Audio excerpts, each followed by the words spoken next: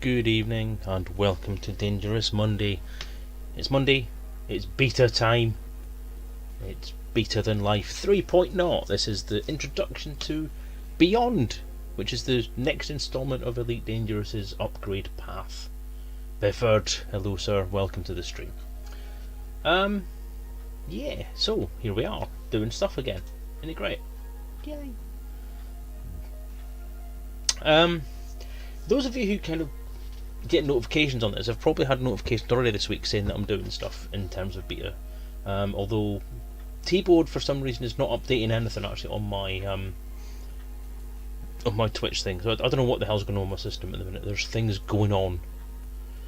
There's I've had some technical issues as well, which is why I'm a little bit late popping online tonight. Essentially what's been happening is big problems with voice attack, which doesn't seem to want to work anymore. In combination with the beta, because they've changed the logs, the journals and so on,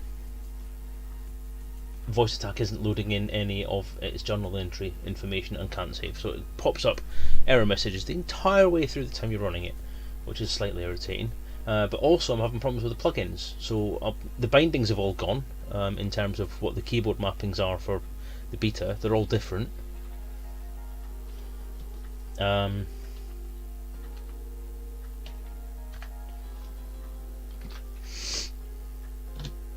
So that's kind of messed up the bindings in terms of getting the commands to run in voice attack, and the command to import the bindings also no longer works for some reason because the plugins aren't being detected by voice attack.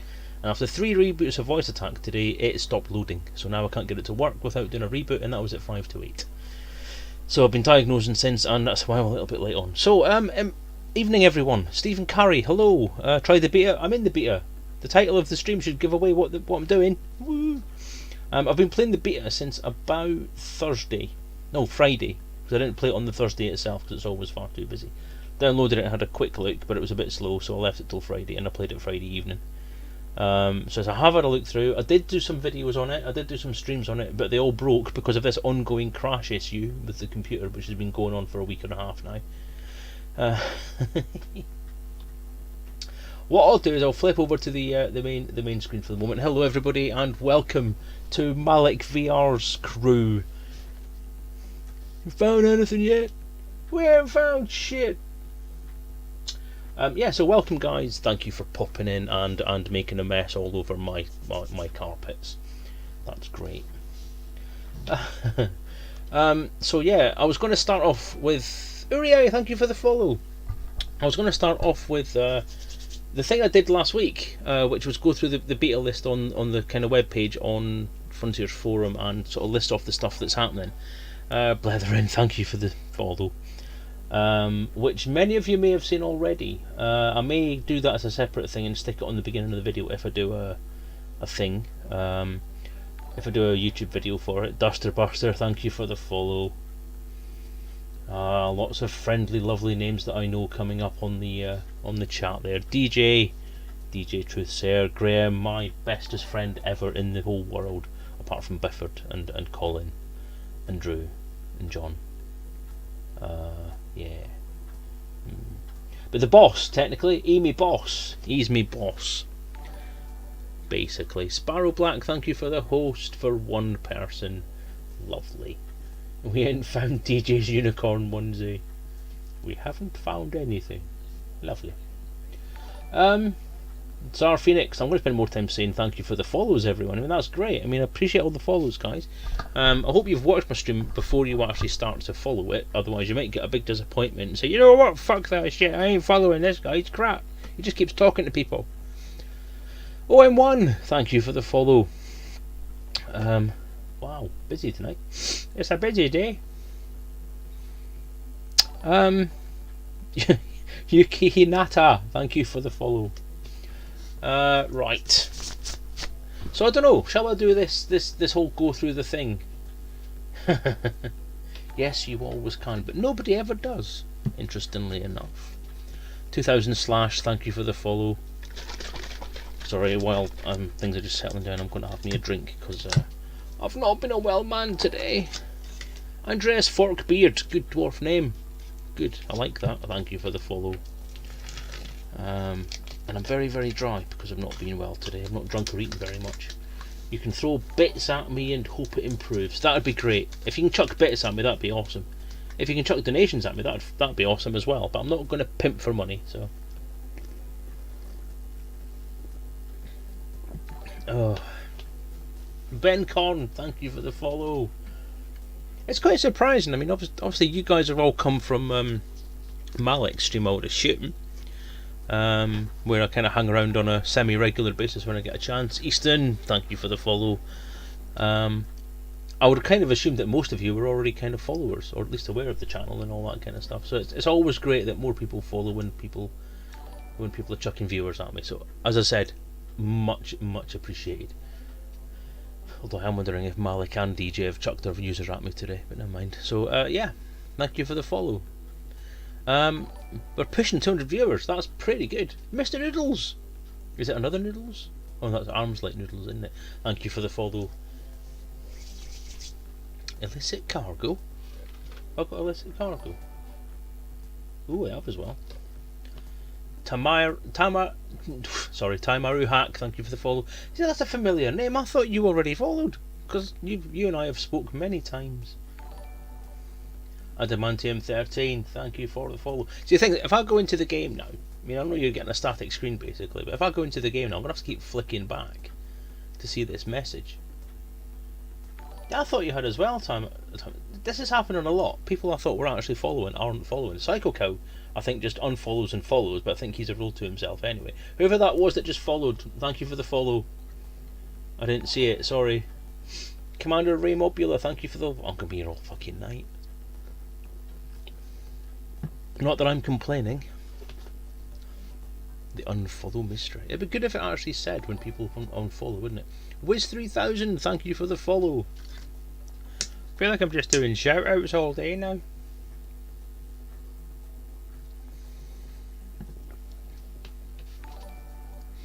Ditopia, thank you for the follow. I'll just wait for them coming up now. Oh, 50 people went away. Now 182 earlier, now it's 132.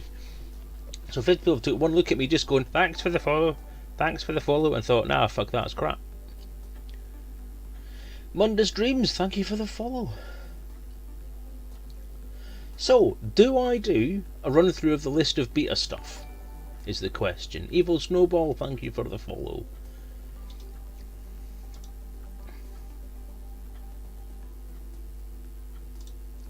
Window capture. Better. Patch notes.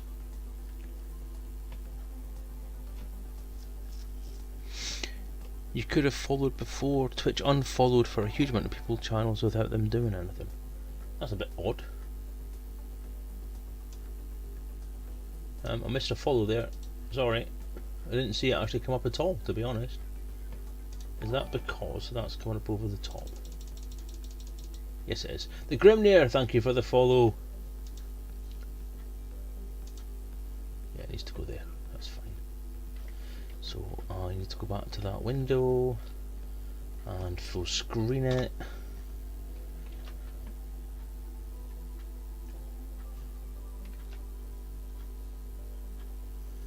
Okay, so we'll do a run through of some of this stuff. Broke my window, look, that's a bit silly. There we go.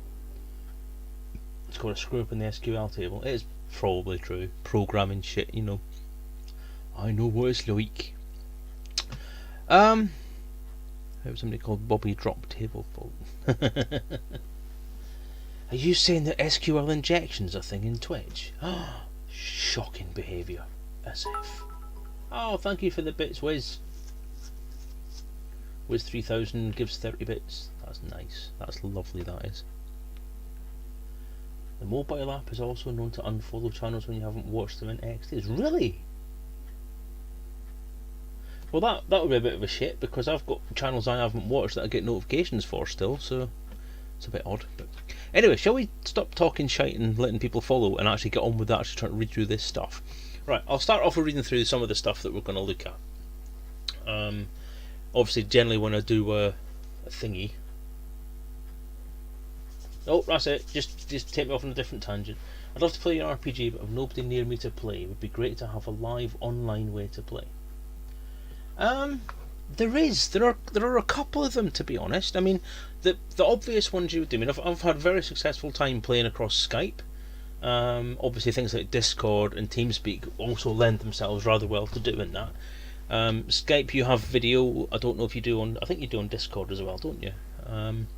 You have video capacity, which gives you at least some kind of personal interaction for it. It's not pronounced SQL. It's pronounced SQL. SQL if you're a very old programmer. I've never called MySQL MySQL. It's always Microsoft SQL that's called SQL, because it's SQL Server. I'm feeling very ADHD today. This conversation is very, very long. Yeah, but in addition to things like Skype and so on, there are facilities out there that people have put together that will help you. Now, Roll20 is one of them, which gives you a visual interface. It's roll20.net, if I remember. Gives you a visual interface like a virtual table. No, it's not actually called SQL. No, it's called SQL by the programming community because SQL was not as easy to say SQL. It's easier to say SQL than it is SQL. Take all the vowels out of SQL and you've got SQL. It was just an abbreviation. It's not officially called it. Because SQL stands for Structured Query Language, which is obviously a database. So you told us you are pre-master. Can you tell us about lore around Alliance ships? Loremaster. Sorry. Can you tell us about lore around Alliance ships? Now, one of the things I've always said is that I'm a lore master in terms of the history of Elite and the history of the Elite universe up to, but not necessarily including Elite Dangerous. As Elite Dangerous progresses, I am learning what I can learn about the lore as I go through the game. I'm not spending a lot of time in the game actually finding this stuff, but the recent stuff over the last couple of years isn't something that is in my head yet, because it's not something I'm actively going in search of. I helped to write some of the background documentation about the Elite history when Elite was being developed. Maniac Cycle, hello. But that is it's kind of semi still accurate, but not entirely accurate now. Things are moving slightly away from that. So, Alliance ships, there's not much lore as such around them officially. The Alliance ships essentially are based on... The Alliance ships up till this point have been the Argent ships. So the Alliance ships root themselves in the Argent's Quest series and the Turner's Quest, the Quest class of ships. They're the only real through and through Alliance ships that we have in the canon, if you like, but they seem to have been, at least for the moment, retconned away, so they haven't been referenced. Neither has AAAI or the Argent shipyards or anything like that. They've not been referenced anywhere officially in lore yet. It's looking like what the Alliance are tending to do is go for a more relaxed approach. So rather than having their own specifically assigned shipyards and ship development agencies, they're contracting out their designs to the independent nations, which is kind of what you would assume would be the right thing to do, because they're an alliance of the independent states in a very, very loose kind of quasi-military, quasi-kind of protective environment. So it's kind of like an EU of ships, EU of galactic civilizations. So what they're doing is more or less just subcontracting all of their stuff out. So they have subcontracted military, so there's no official alliance military. It's all made together from people from the individual states. And then you've got the ships. This is obviously the Chieftain is obviously the first canon alliance ship to come into the universe. So there isn't a lot of lore around that, because they haven't really specified, from Frontier's point of view, what the plan is and what the structure of the alliance really is in terms of its technical stuff. So people like Falcon DeLacy, Lakon, that's kind of independent developers of ships, are going to be the ones that are going to provide them with kit, apparently. That's as much as I can give you, I'm afraid. I don't have much more than that. I wish I did. God, my other PC is running bloody slow.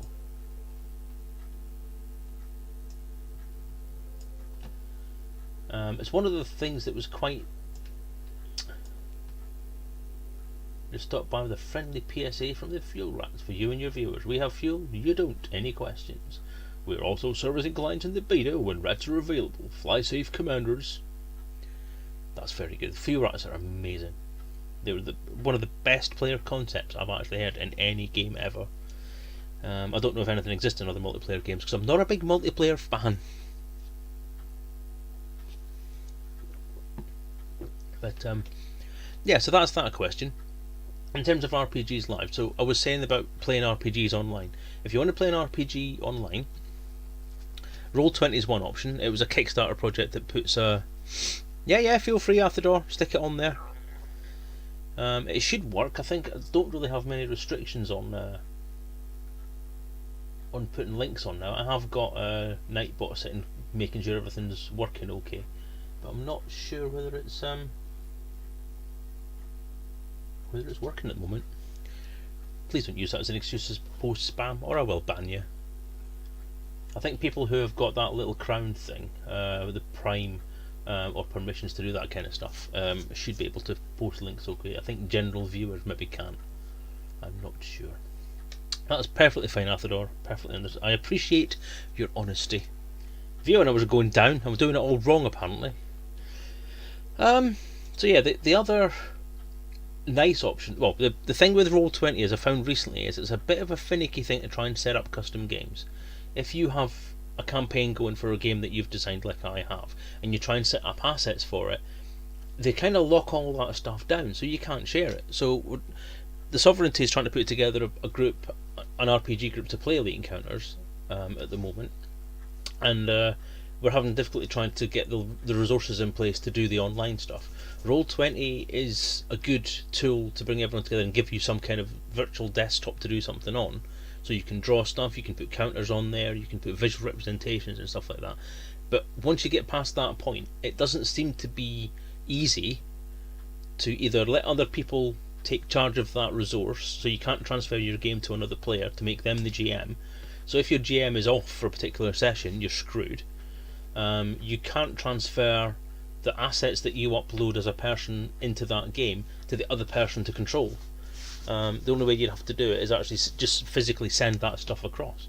So I have all the counters and the cardlets and all that kind of stuff that goes with the game, and I'm putting them on as assets, and I can't share them, which is a little bit restrictive. And even when you've got the full pro membership, you still don't have any other tools that you can use to make that work. So it's a little bit restrictive.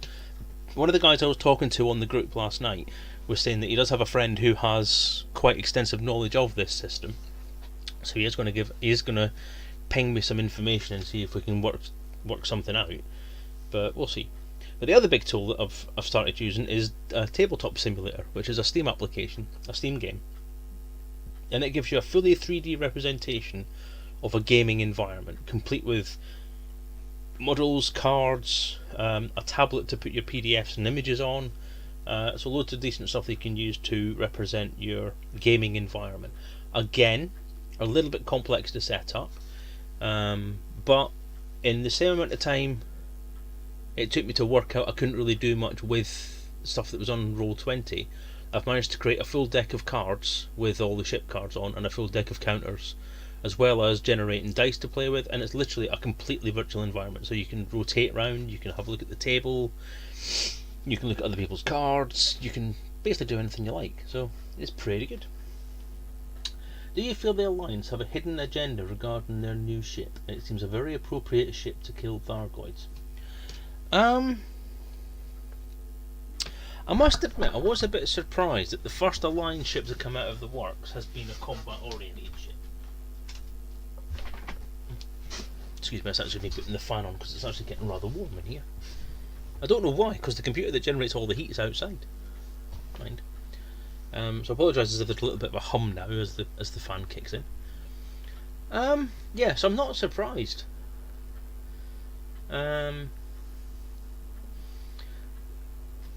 what I have found is that I think the Alliance is responding the way that they need to respond, rather than having an agenda with it. I think their relative quietness at this point is mysterious, and is something that, in my opinion, I think story-wise has been neglected slightly. I think the Alliance has been left out in the cold, and the focus from Frontier's point of view has been the Federation and the Empire, and how they've responded to the Thargoid incursions. The Federation in particular has been belligerent as hell. So I think the Federation itself has caused this problem by taking a brinkmanship attitude towards the thing, and a very offensive attitude towards it. So they've essentially gone completely into fear mode and says, right, we are going to knock these people back, and they've done everything they possibly can to try and make sure that they're pushing them away and fighting them back and getting rid of them and trying to push them out. Whereas the Empire, I don't know, they've kind of followed suit by joining in with the Alliance, with the Federation, and the Alliance has done very little other than say that they are kind of on board with the whole Aegis concept. They haven't said much, so they haven't really put much information out there. Edmund Mahon, who I think's the Alliance guy, has been remarkably quiet about the whole situation. So in terms of the characters and the Galnet posts and what goes out from Frontier about the Alliance, it's difficult to work out where they stand. Now, I've always been of the opinion that they've kind of one at a time, UK Hinata, good lord. But one of the things I do tend to subscribe to is that Alliance is basically the reimagined Galcop. So Galcop's history with the Thargoids is very, very colourful, in that they were the prime line of defence, essentially, against the Thargoids. And given that in the old world of lore, the lore that I'm familiar with, Galcop was a major superpower back in the day. So in the 3120s, when the original war kind of was in high gear, they were the front line. They were the ones who were pushing them back. They were the French borders, if you put it into World War One context. They were the trenches on the World War One, in World War One France and Belgium. So they were the line of defence that was keeping the rest of us safe. And they took the brunt of the hit. They took the brunt of the assault from the Thargoids at that point in time, and kept them in place until everybody else decided to get their arse into gear and push them back. And I think the Alliance is going to be the same thing here, because their territory lies between our space and the Pleiades, so it's all galactic north, if you like, towards the core. So I think they're going to play some part in the future, but I don't know. Is there a potential that they already know what's going on? No, INRA was a very late addition to that whole thing, because that was more to do with, that was more in the 3150s. INRA was the last stage in that, and was the thing that started to put things down. They were the last sort of 5 or 6 years of the Thargoid War, because in the original lore, the Thargoid War went on for 2 centuries.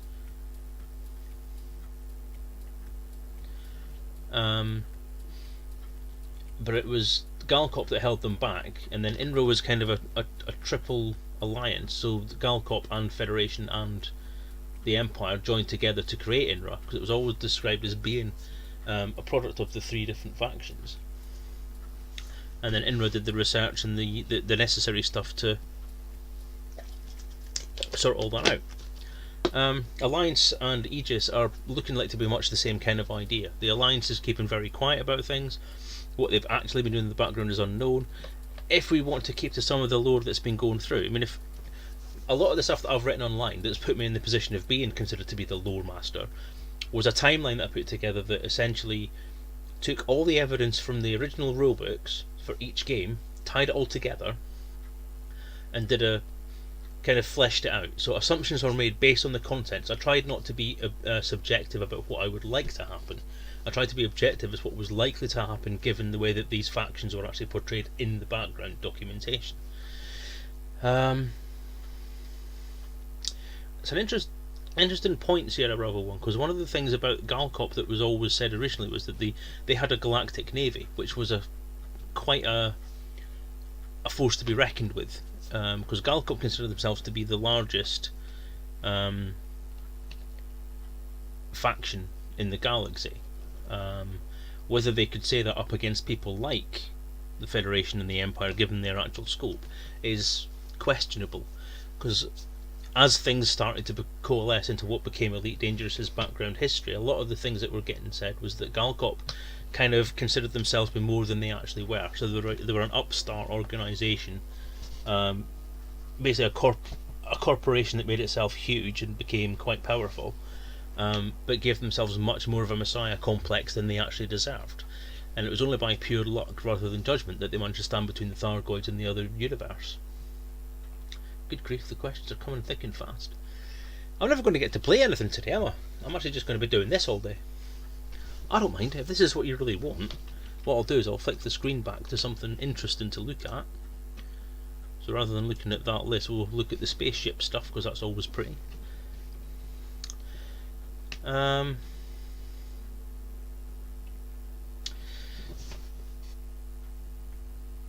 So yeah, as they always was considered to have a galactic navy, and the galactic navy was meant to be the most powerful one in the galaxy, because essentially it was made up from commercial pilots. So there was a merchant navy, but there was an activation clause in their membership of the Pilots Federation and all that kind of stuff, which says if we call upon you, then you will join the official navy.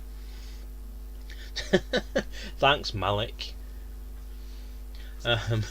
No, it's fine. It's the stuff I enjoy doing. I love talking about the lore, and if people want to paint me as the Loremaster, which has always been a bit of a kind of tongue-in-cheek joke, I was always the Loremaster to people like Drew, Lave Radio for a while, and DJ and all that, because of the fact I did all the timeline stuff, and I was invited by Frontier to take part in their background documentation or background development for the history of the game and the universe itself, which was an honour. And that's kind of why I'm in the position I'm in. And as I say, I'm more of an expert on the original games than I am the current way of things, because it's been made up as they go along basically at the moment, so it's difficult to try and tell what lore is at the moment. Did that answer that original question?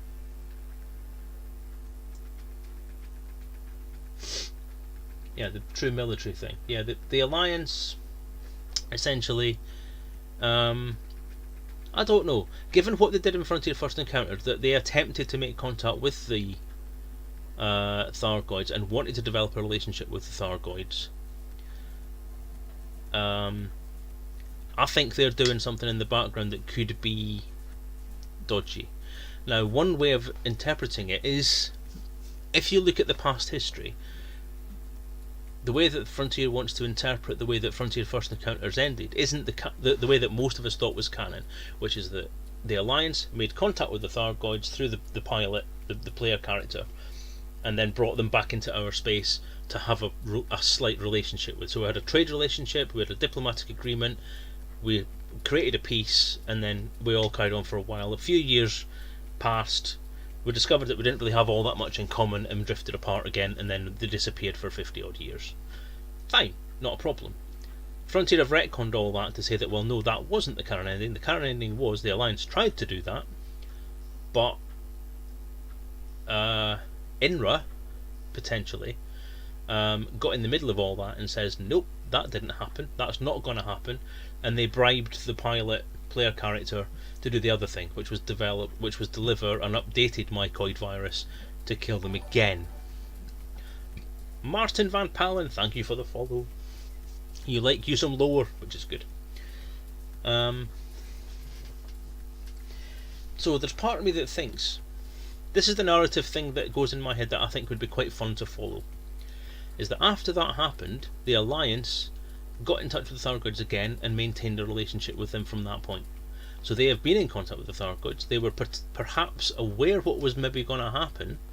They suggested to the Thargoids that potentially they could try and get in touch with us through various means, which is why the Thargoid probes and all that kind of stuff have used human concepts like Morse code, encoding things, pictographical representations of stuff, things that we would understand but they wouldn't necessarily have started off with. So that's one thing that maybe links that plot hole there in my head with what could have happened is the Alliance gave them a hand. The Alliance said, right, why don't you try this? Try to put a very small amount of try and make inroads to try and get them to understand where you're coming from. Use Morse code to try and transmit a message to them.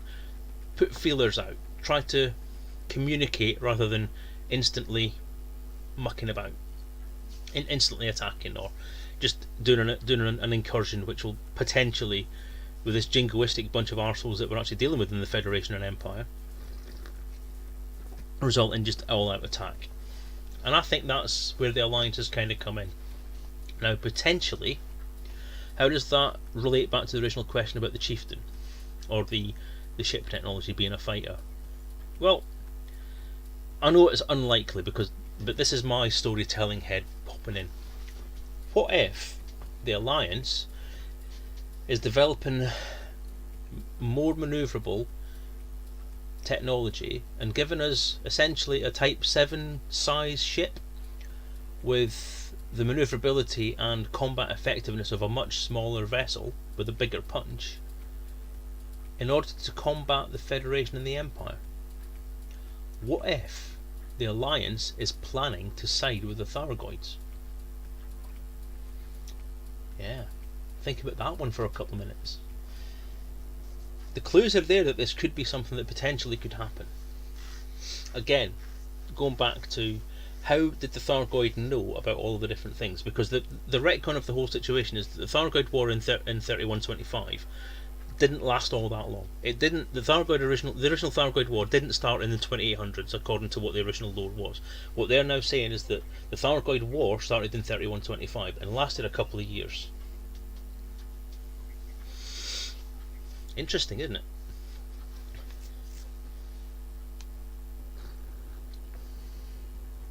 Now, one thing to think about is that the two new ships that have come out since the Thargoid started are the Type 10, which is a Lakon ship, and the Chieftain, which is a Lakon ship. So Lakon are doing something particularly odd. They're the only ones really bringing out new ships at this point. It's an interesting one, isn't it? You want PvP, this is in-game terms, you want PvP to go through the fucking roof, you have a faction that sides with the enemy. So then you have a true PvP aspect. Can you imagine Chieftains and other Lakon ships fighting alongside the Scouts? And I've encountered the Scouts and they are fucking hard.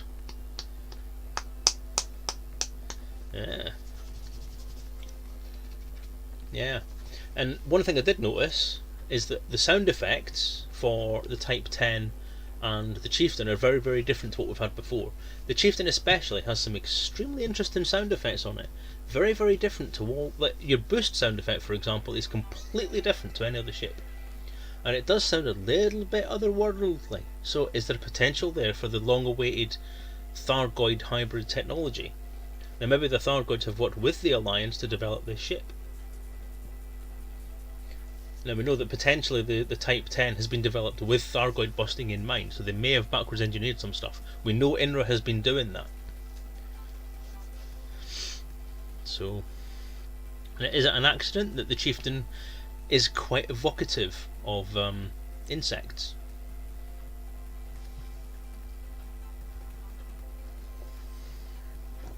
Yeah, they are, aren't they? The sound effects are quite Thargoid-esque. It's an interesting concept, and it's an interesting question to ask, so thank you, because it has actually given me an excuse to say that. Hello, Commander, back to you as well. C. Rywame. Good tash, I like that. So yeah, that's kind of where I'm standing on that. I would love it if it was true, because you know what I'm like, this kind of stuff.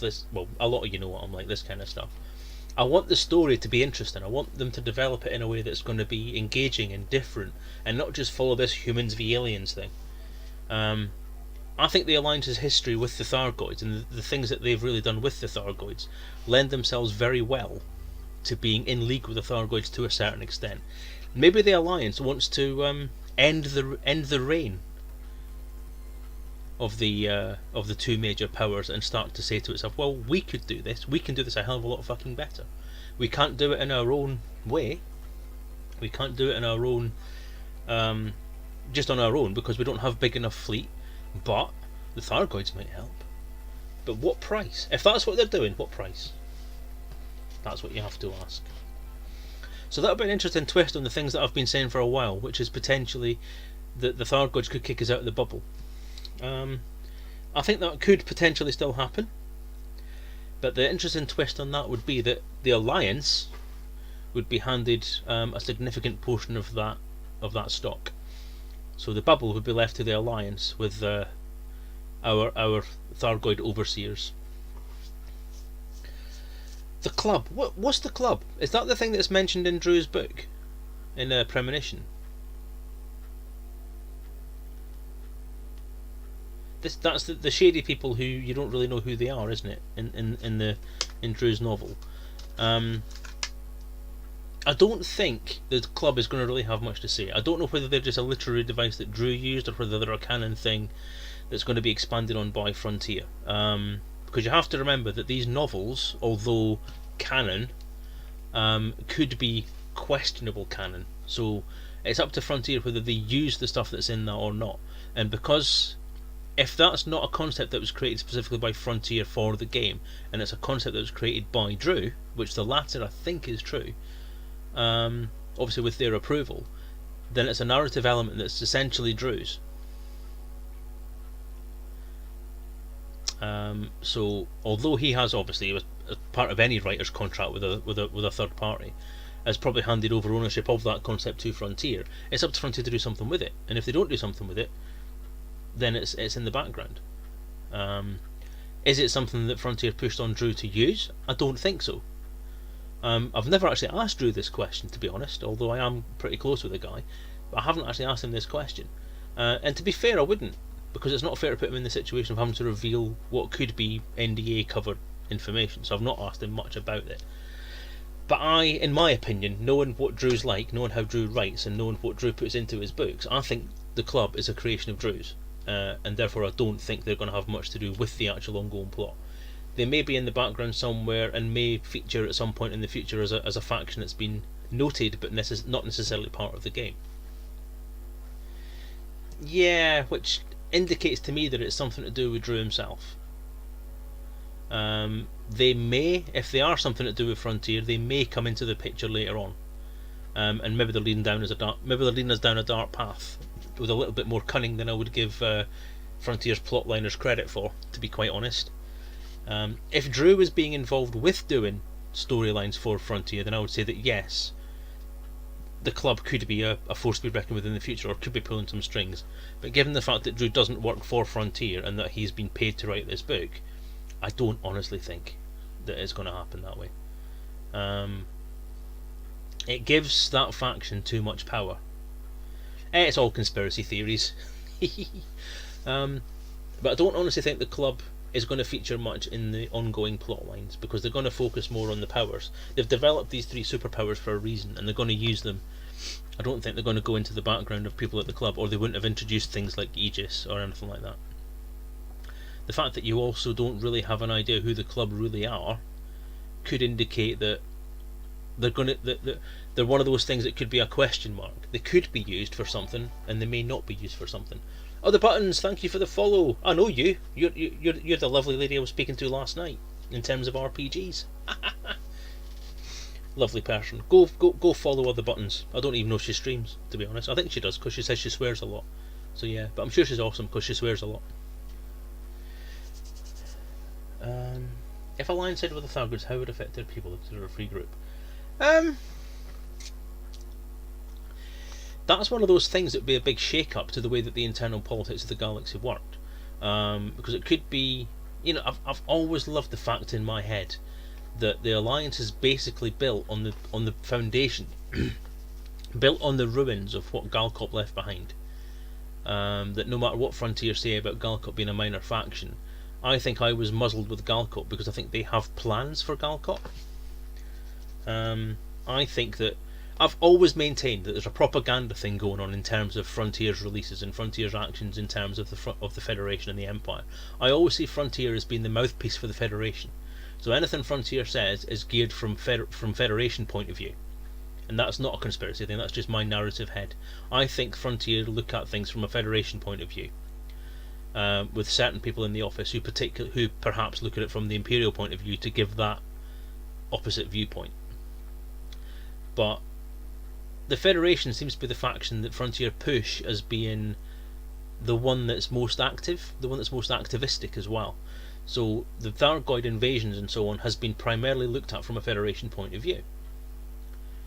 So I think that the Federation did not like Galcop, and I think the Federation's propaganda since Galcop's fall in 3173, for the last 150 years or 125 years, whatever it is, Federation propaganda and obviously Empire propaganda, because like it or not, the Empire just basically follows the Federation like a lost puppy, just with a slightly different governmental style and less capitalism, have essentially pushed this idea that, right, let's completely discredit Galcop.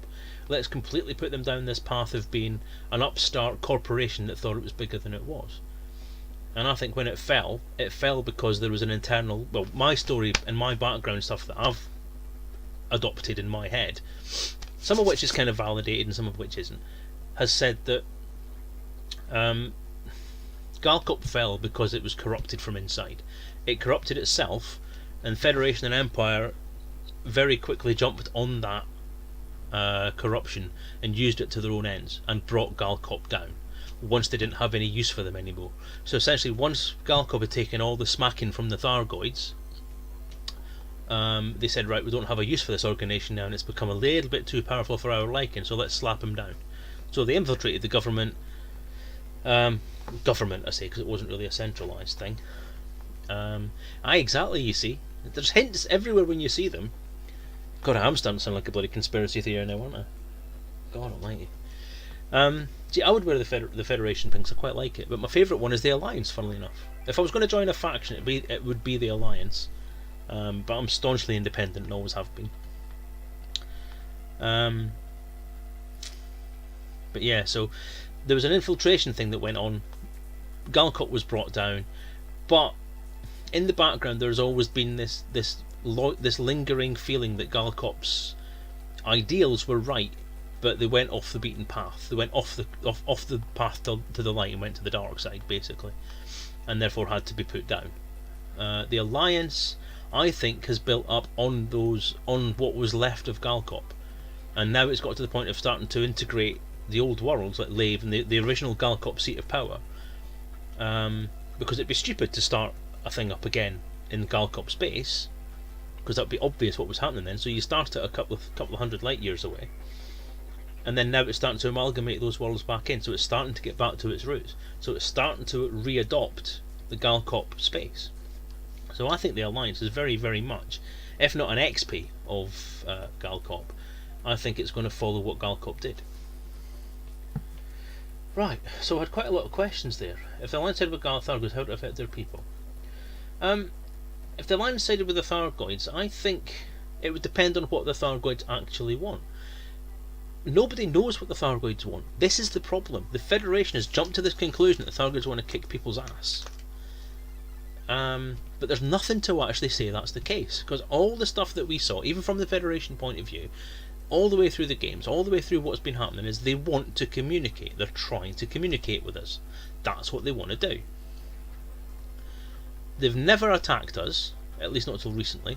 They've never outright attacked us over the past year. It's always been jump in, scan. We've not seen any evidence of Thargoids firing first. What we've seen is wreckage sites, yes, meaning the Thargoids are destroying human ships, but the majority of them are actually federal. And that video that Frontier brought out when they were introducing the Thargoid invasion concepts, or the fact that we can possibly fight back, I can't remember what it was called, but the one essentially where they were firing AX missiles at them. So once we developed our own technologies to fight back potentially, we've tried them out. Now that's showing the Federation as being firing first. What do the Thargoids do when they encounter a human ship? They disable it, they scan it, and then they leave it the fuck alone. In that video as well, the Federal ships go and attack, the Thargoid ship tries to disable it, it fails, and then rather than being they try to then run away, and the Federation smacks them with missiles, at which point the Thargoids then turn around and say, okay, fair enough, smack. Which to my mind is what's been happening in all those wreck sites, all those places where you see the Federation ships burning in space. That's basically what's happened. The Federation has gone shooting like they always do, fucking gung-ho jingoistic idiots that they are, and have done that. And now in 3.0 and beyond, where we've got scouts out there, we're now paying that price. They've tried to be peaceful, they've tried to communicate with the probes, they've tried to show us the peaceful side, they've came to us, they've scanned us, they've tried to leave us alone, we've pushed it, and they've gone, you know what, fuck you. And I wouldn't fucking blame them either. And every scout I've came across, which I've came across in 2 different parts of the galaxy, 2 different flights now, there's already been a wreck site, or there's already been Federation ships, and it's always Federal ships. The first scout site I came across was them fighting Federation. The second one I came across was a wreck site with Federal ships, with them firing at me. So the scouts are hostile, yes, but the scouts are hostile because the Thargoids can only take so much shit before they start going, you know what, fuck you, I'm having you. So I can't blame them. We'd do the same. And in essence, the Federation is using that same reason to justify their approach to what the Thargoids are doing. So what the Federation's doing is they're looking at the history, they're looking at the past, the fact that we all got our chronometers cleaned by the Thargoids in the previous Thargoid war. The actual reasons for things for this hasn't been made clear in the new canon so far.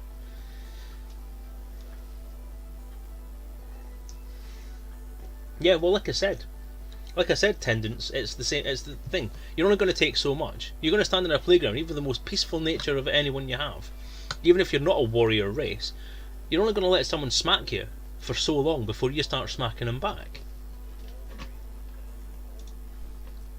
So it's interesting that Frontier and the Federation have pushed this whole thing into being a potentially violent thing.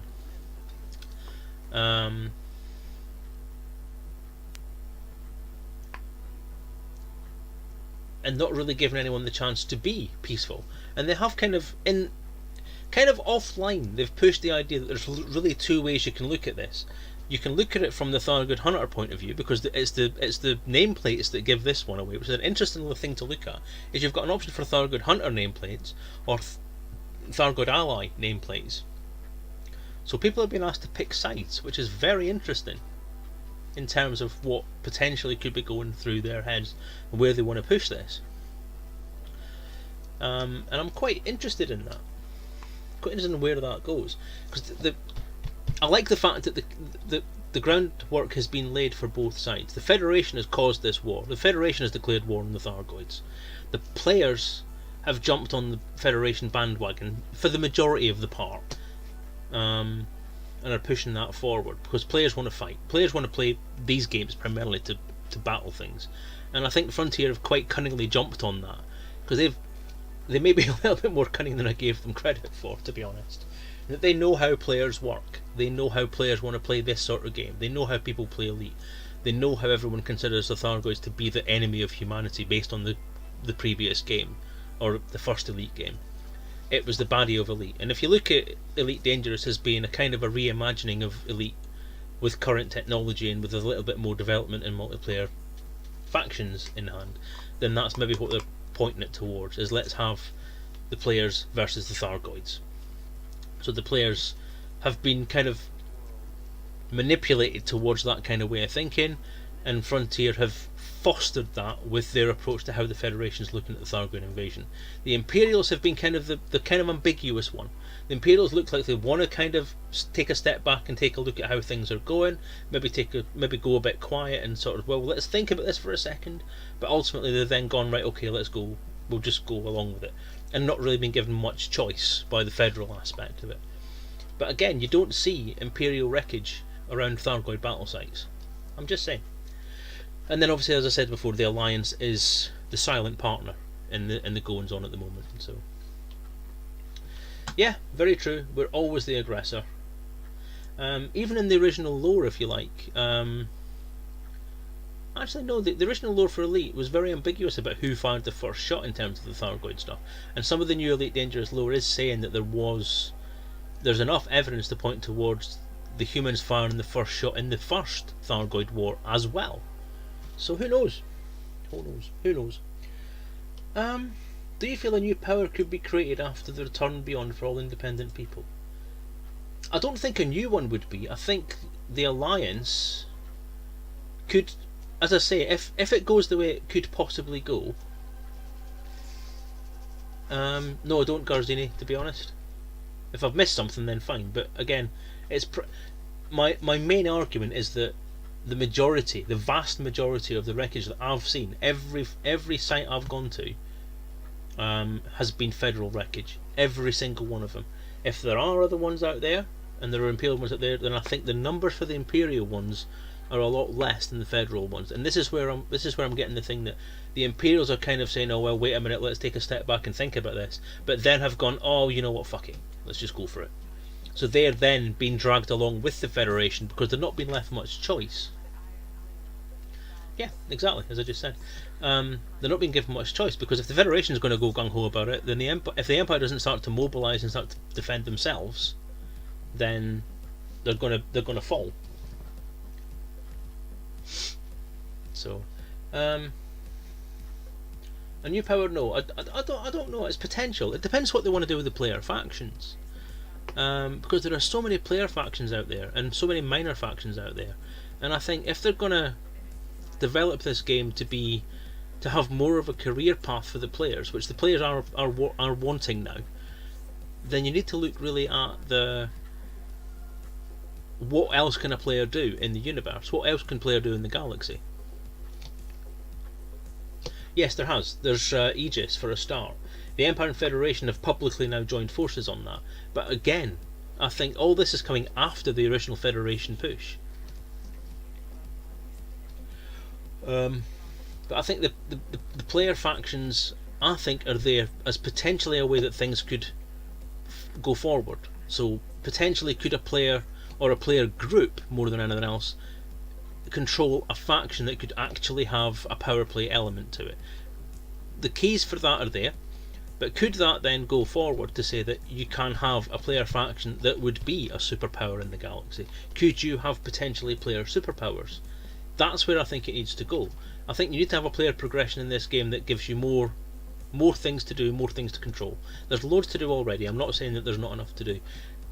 But we've had 4 years, nearly 5 years of this game, 4 years in full release. There is a potential for it to expand, and if they have a 10-year plan, or if they're going to expand that 10-year plan forward, then they have to be given more things to do. Now we've got the whole thing about atmospheric landing, space legs, all the stuff that players kind of want, but in terms of the actual gameplay, like where the gameplay needs to go, can we go towards owning a fleet? We've now got the first keys that we're going to get wing fleets, and that we're going to get all these squadrons, or whatever it is they're called, and we're going to move forward for that. And we're going to then move forward to ownership of stations, so that rather than having a ship as a base, you could have a station as a base. So could we have a player faction control of a station? Would we be able to administer that station, set the trade routes, set the trade responsibilities, govern the system? Could we do that kind of stuff? People like the political simulation stuff, people like RTS, people like that kind of stuff. Could we go that way? From that point, you then look logically at the fact that could you then start to expand that empire? You could build up your own fleet, and rather than having, so you'd have your RTS concept but going into multiplayer.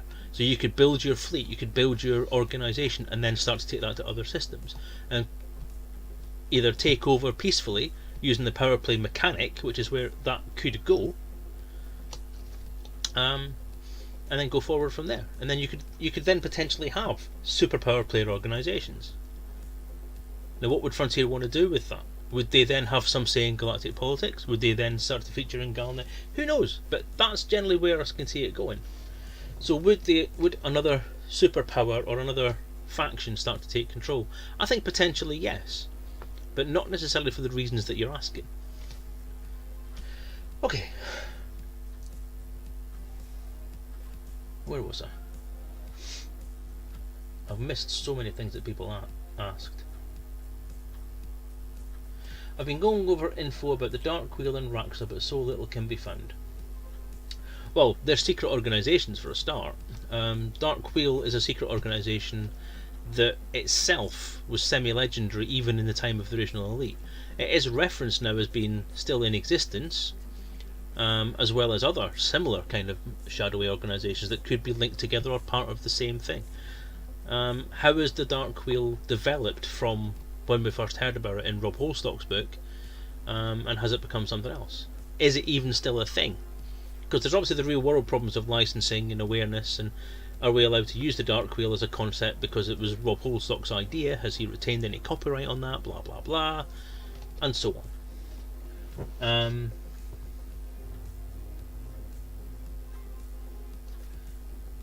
So that's it's an interesting question, because again you're looking at what I would like to happen based on the past and based on lore and based on all that kind of stuff.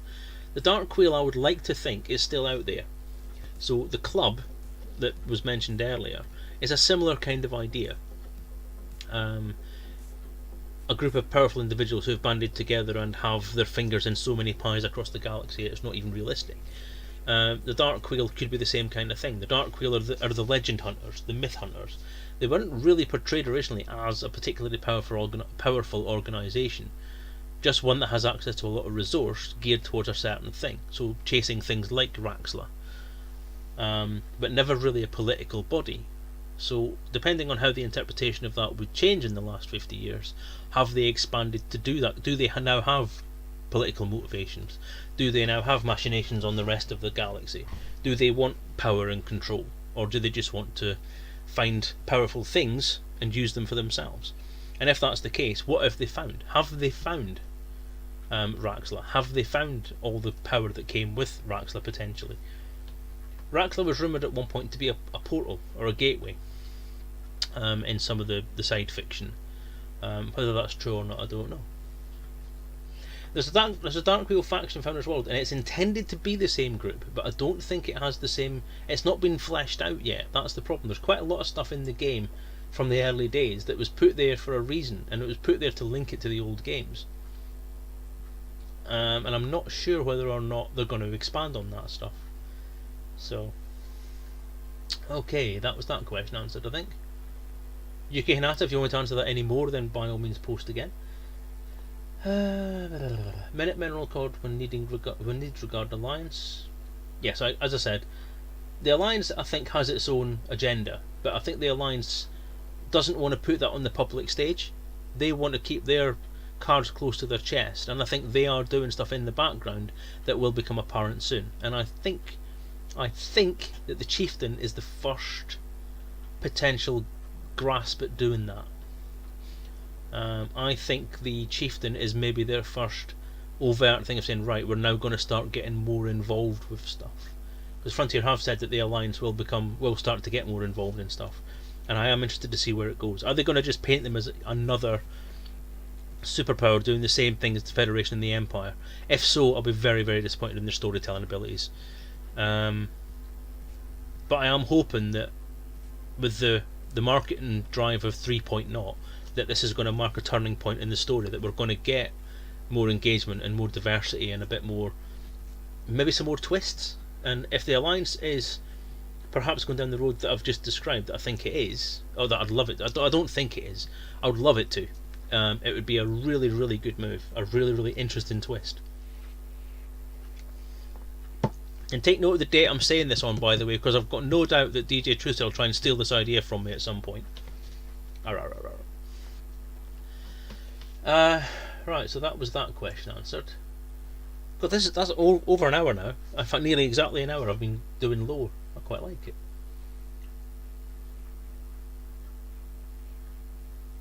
No, don't ping things when I'm trying to scroll through my list.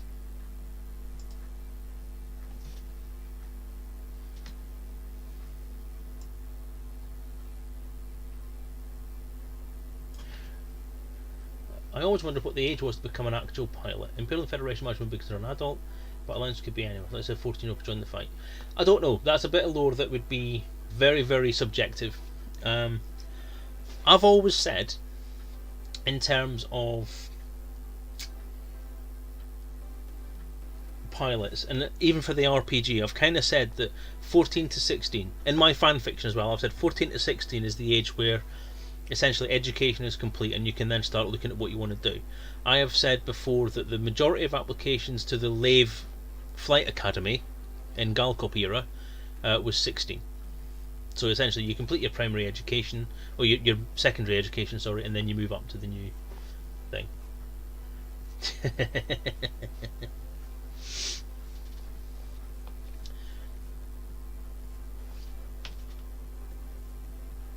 Okay, that's that quick answer. So what's the next thing? The club, I've answered that question. Inside job with Kappa, don't know. Chieftain, familiar. Faction interaction, collaboration, question. The club I've dealt with.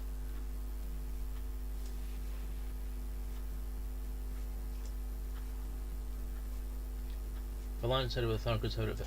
I think I've kind of answered that. I don't know how the people would feel, because the Alliance itself kind of stays out of its people's affairs. They've always said that in terms of what they do is provide some, at least, protection, like more than anything else. They're like a shield, and that they don't involve planetary politics or system politics, or they don't dictate things to their citizens or to their members. They sort of say, right, okay, we'll provide you this protection, but we're essentially an independent organisation. So in terms of what they were going to do if they sided with the Thargoids, they could be offering protection to their member systems. So if they say, right, we're going to clear out some of the chaff from the galaxy, we're going to try and protect our own people by making an alliance with the people that we know are going to kick the shit out of us otherwise. So I think you'd have a very difficult time justifying why not. It would depend on their propaganda abilities, because again, that's one of those things that they're very good at doing, is keeping quiet. They've kept quiet for the last 3 years. They've kept especially quiet the last year when the Thargoids have been making an appearance. And perhaps they're letting that fear build. So who knows what they're saying internally, because obviously our superpower to planet communications aren't really given to us. We don't know the internal propaganda machine for the factions themselves. So the Alliance, in terms of lore, coming from Frontier at some point, could be saying that during this time they're building up the thing that the Thargoids are coming, what we're going to do, oh whaley. The Alliance could then say, oh, don't you worry, we'll sort this out, we've got things in mind, we've got plans, we will make sure that you are protected. If you remain with us or you join us, we will give you guarantees that we will do anything within our power, anything within reasonable doubt, to make sure you're safe. And what better way can you have of making sure that your citizens are safe than by making an alliance with the threat? Okay, non-human. Now the alliance, has been proven already, has an affinity towards the alien threat, by trying to make an alliance with it in the first place, and that was then made semi-public, because it was never kept secret. It was in the press and everything. And then they were betrayed by essentially INRA and the Federation and the Empire. So that again could be propaganda material. They could go out and then say, well, they fucked us over last time. If it wasn't for them, we could have a peaceful relationship with the Thargoids. We already have a peaceful relationship with the Thargoids. We tried to make contact and we were fucked over. So, citizens of the Alliance, we will now make good on that promise, and we will tell you that we will make an alliance with the Thargoids to protect you. I'd buy that. I'd go for that. I would rather have the certainty of knowing that our people are going to be safe, or that my family is going to be safe from the Thargoid threat, than have that risk of saying, well, let's stay independent of it all, let's stay out of it, and then risk the fact that we're going to get our asses kicked later on.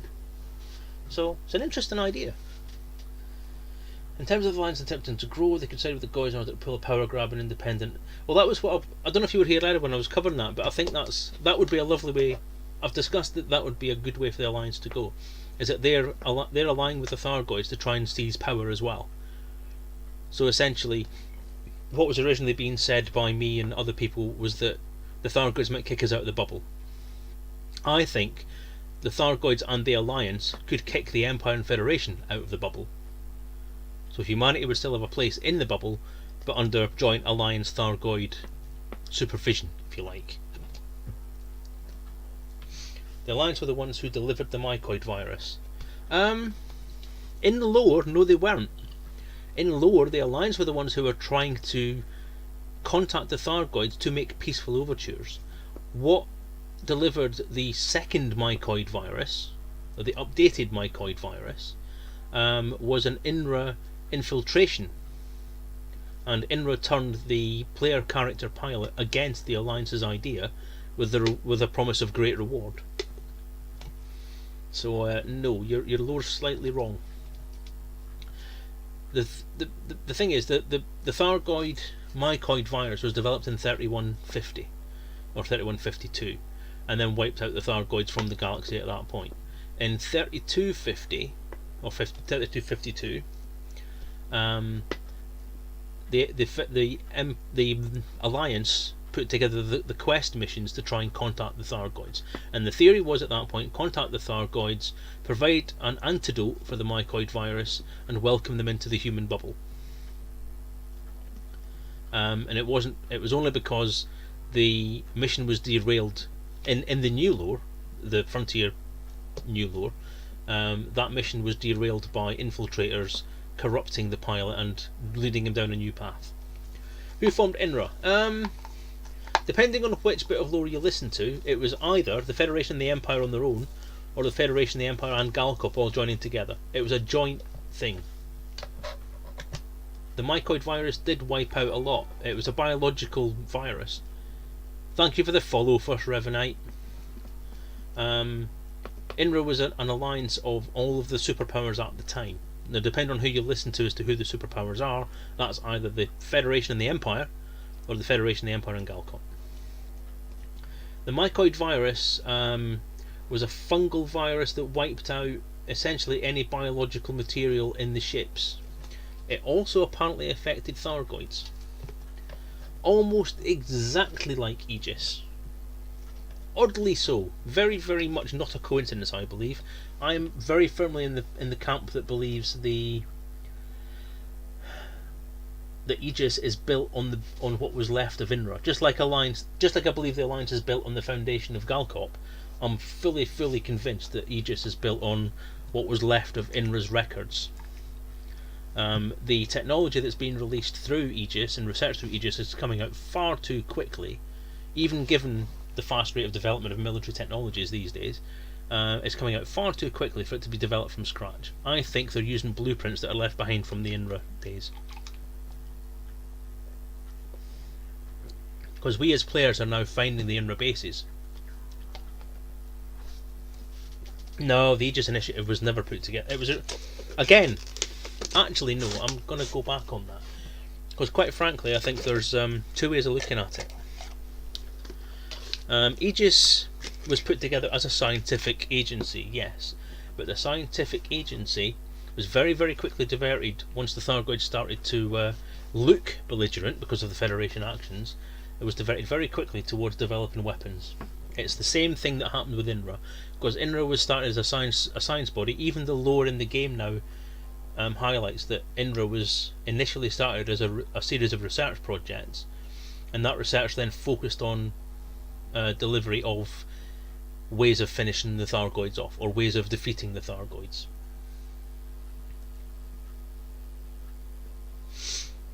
Yeah, no, I don't think they stumbled across it. I think the INRA bases that we're finding now were found a long time ago by darker factions, if you like, or secret factions, who grabbed that information and stored it. So it's been in databases for places for a long time, and Aegis is a front essentially for the people who have had that information, whether that be the Federation or the Empire or the Dark Wheel or the Club or whoever you want to call it, but a faction somewhere has plundered these bases, found this information, and started to release it. Now there is a chain of thought that although INRA was disbanded, who's to say that it was not?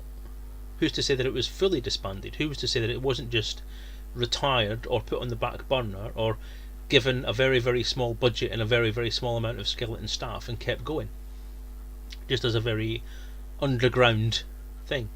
And it's only when the Thargoids have come, because everyone knew the Thargoids could come back, that they hadn't been killed off. The mycoid virus destroyed their technology and made them ill, from what I hear. I may be wrong in the ill thing. I know it specifically targeted their technology, but because it's obviously an organic virus, and the Thargoid technology is based on Thargoid organics, there's no reason why it couldn't transition towards an actual physical problem. But I do know that it basically killed their hyperdrive technology completely, so they were isolated.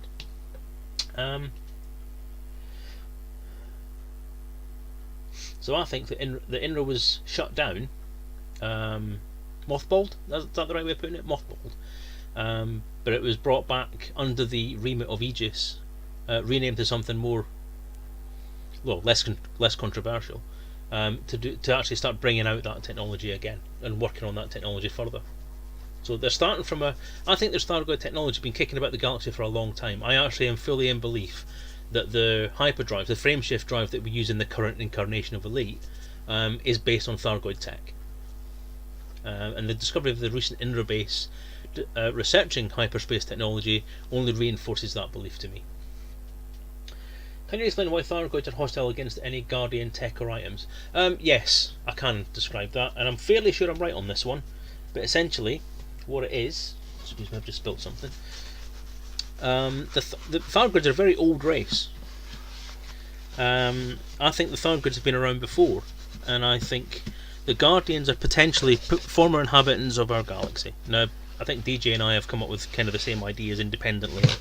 I've talked about these a lot, so I apologise to DJ if I'm nicking some of his stuff here. Notice how I credit him. But the because the Thargoids were the previous inhabitants of our area of the galaxy. Thargoids encountered them. The Guardians kicked their arses, and the Thargoids now don't want anything else to do with them. So that would be one of the buttons that would be pushed with the Thargoids to piss them off about us, as well. To be honest, obviously something to do with INRA. My commander at this point isn't trusting anyone. Well, that is the only thing I can really say in this universe at the moment. That's why I'm staunchly independent. Don't trust anybody around this game. Yes. Do you see similarities in events leading to demise of Galcop and Sirius Corp in recent history? Is Sirius Corp gone? Oh no, I mean, is there a potential of the same thing happening to Sirius that happened to Galcop? I don't honestly think so, no, because they're corporations in a very different way. Sirius Corp hasn't tried to lay itself down as a superpower in the galaxy, or tried to take over any worlds, or expand its borders to become colonies, or anything like that. Galcop, in my head, extended its remit from being a corporation of some description, a cooperation and a trade alliance, to trying to form its own colonies. So I think Galcop kind of, in terms of the lore that was put together sort of by me and by other people, Galcop, it's a difficult one, because Galcop's history is very grey. Now there's the official line of Galcop's history, and there's what could be the unofficial but actually true part of Galcop's history. Was Galcop... This is one of the huge things that I would love to do a complete podcast on this subject, because I could go on for hours about this shit, all on its own. Let me think. The official history says that Galcop was a very small corporation that got big ideas and then was basically his ass was kicked, and it was one of the casualties of the Thargoid War more than anything else, and then it was shut down. Right? I think essentially the Federation and the Empire have redacted most of Galcop's existence from history, and that what Galcop are is essentially a superpower from the past that was used by them as a front line, because it was in the path, unfortunately. And the Federation and the Empire, for various different reasons, used Galcop as that shield, and used the war to basically kill Galcop off. So they used the Thargoids and they used Galcop. So they used Galcop to fight the Thargoids off and take them down to something that could be managed, but they also used the Thargoids to whittle Galcop down to a very, very small organisation which couldn't really sustain itself after a certain amount of time. So I think internally, as far as Malor is concerned, internally Galcop's fall was because of its internal corruption. The Empire and the Federation essentially were there to pick up the pieces after Galcop helped Thargoid. No, I'm getting that mushed. I'm getting that mushed completely. Galcop cried out for help at one point because the Thargoids in the war were overwhelming them completely, and they called out to the Federation and the Empire for assistance.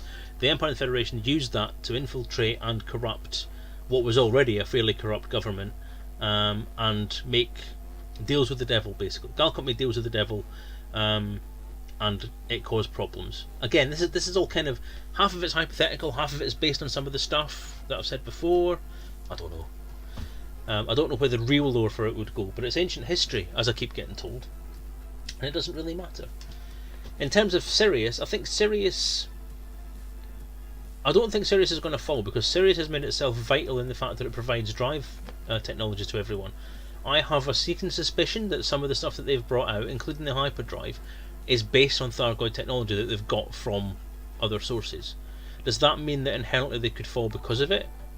Commander Dabbler, thank you for the follow. Don't honestly know.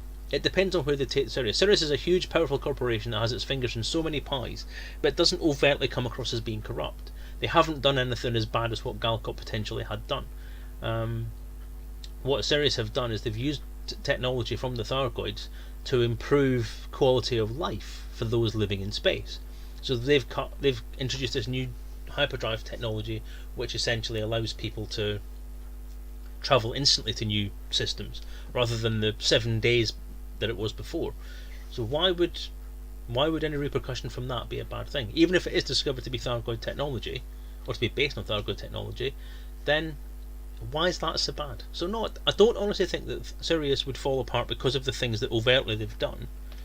But any corporation can be set up for a fall. We found that in real life by the sudden and complete demise of Carillion, the second biggest engineering company in the country,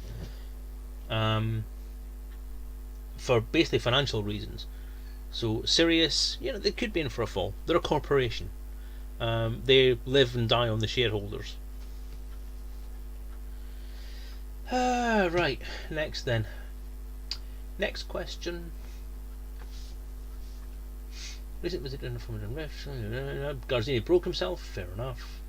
That Thargoid machine should get angry at Guardian items. Yeah, so they have a history, that's definite. There's definitely something going on there.